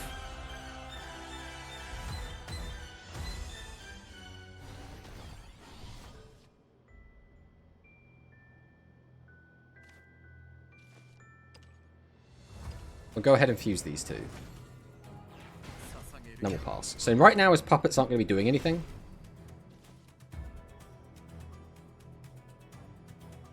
We don't expect a big play from him. Like, the best he's probably going to do is put down the card that when you evolve it, cheats out. Mind you, have we seen any... No, we haven't seen any of the artifact cards. We might just be playing pure Portal. Or pure puppets even.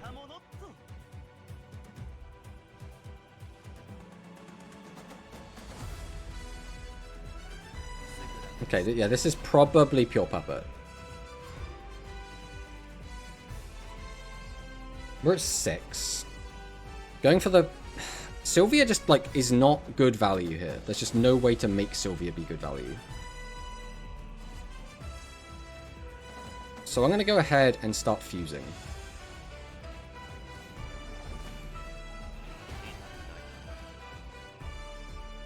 We'll drop Rukina.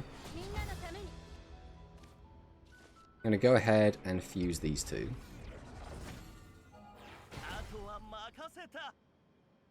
Then, I mean, it kind of sucks. So I don't want to, like, fuse, but I don't see a point in, like, sitting on this.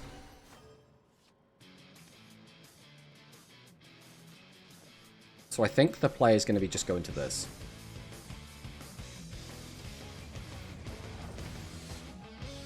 And then just pass. Okay.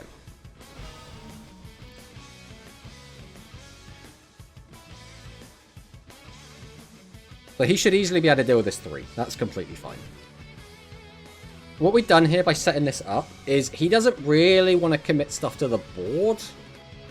Unless it's going to be like a lot, because the cannon's just going to keep picking stuff off. So he just wants to like gain advantage wherever he can. Right, puppet comes down. That's completely fine. Again, the scary thing is going to be the Orcus, which he could technically do next turn.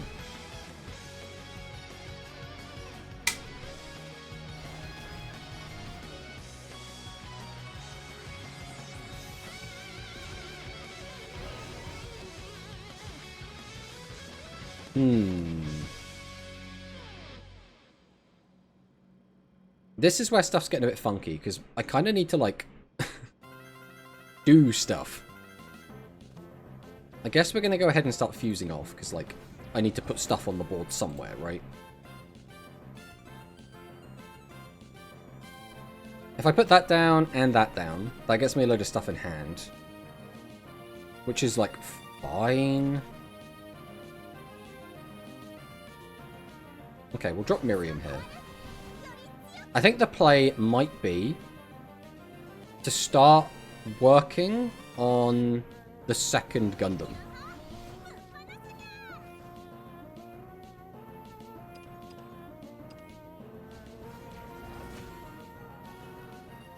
At which point, we might upgrade this just to start getting the second Gundam going. Right, we are going to do that. We're going to evolve this.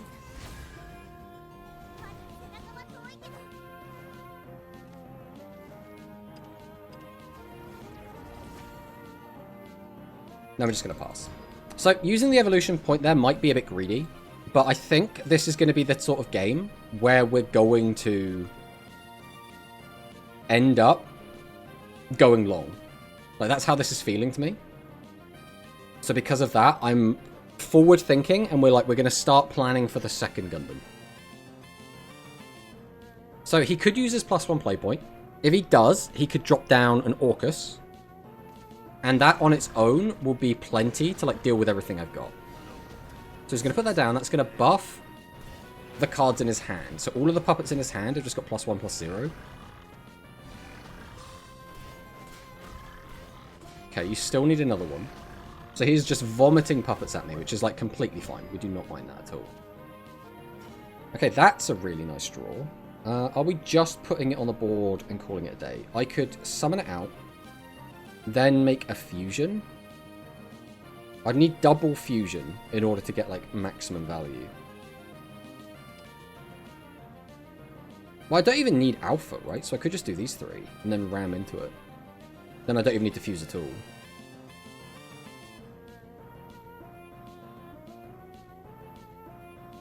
Okay, we'll do this.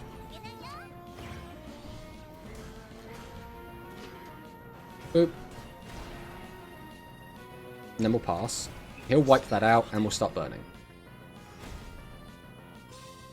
So this is a board he kind of has to answer. What we kind of want is for him to commit to Orcus. Because if he commits to Orcus, then I feel like I can drop my Orcus without really giving a shit.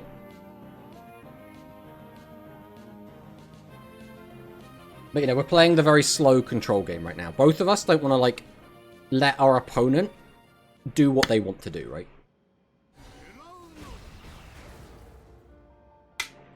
So, regular puppet, enhanced puppet. He should still have a puppet in his hand with 2 power. There's the 2 power puppet. There's the 1. There's the 2. So every other puppet in his hand should have 1 power.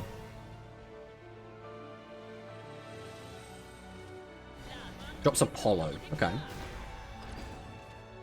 And then we're using the play point to put Leah on the board. Then we're going to evolve Leah because we're just desperate for cards. Okay, I respect it. I respect it.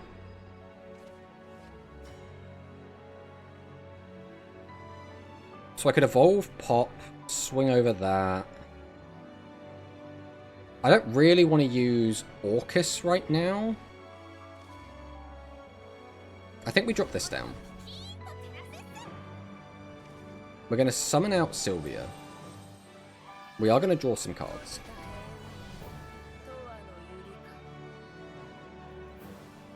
We're going to go ahead and evolve and get rid of this.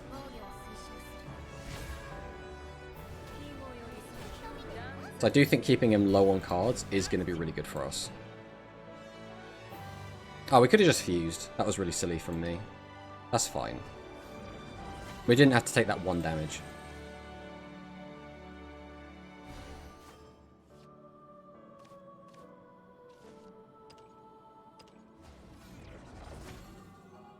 That is actually really annoying because I can't get rid of that. I should have fused those differently. Oh well. That's fine. We're going to lose the draw for the turn if this dies. I expect it to die, so... Yeah, we did misplay here. We did misplay, but it's fine. Alright, he's going to go for the super. How much face is he going to go for? So obviously the 8 attacks into the 7. We take the 1. He's going to summon out the puppet to deal with that. And then he's just going to go face for 7. Which is fine, we don't mind that. So we lose this card. It would have been a nice card, but it's not the be-all end-all. So now we're going to drop our Orcus. We're going to go ahead and super evolve our Orcus.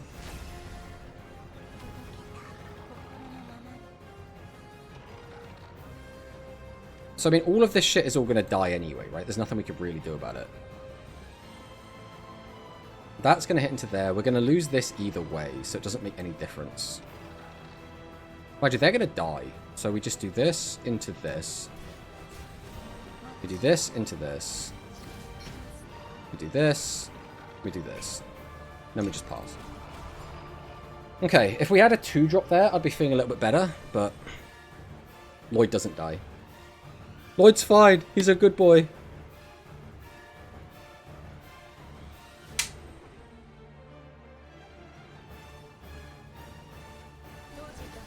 Goes for Sylvia. He is going for the heal.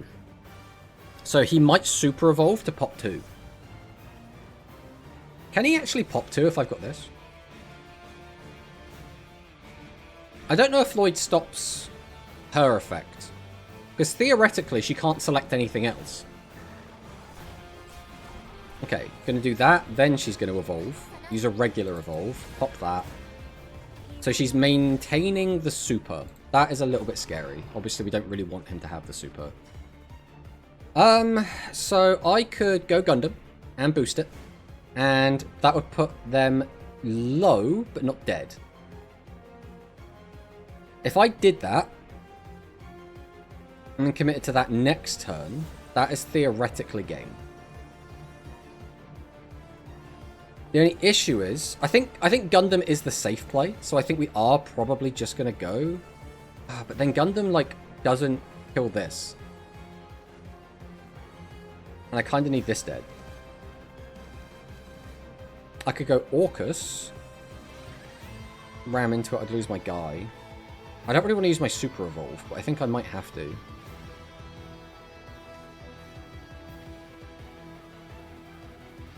Okay.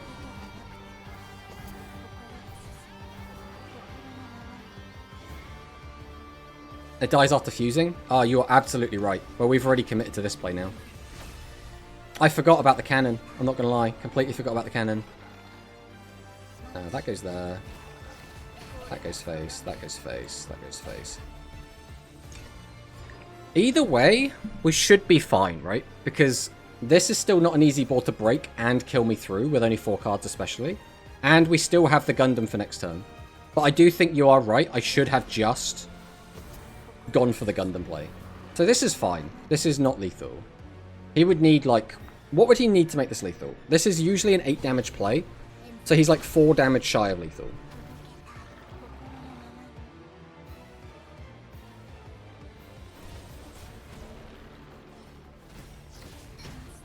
The issue is, if I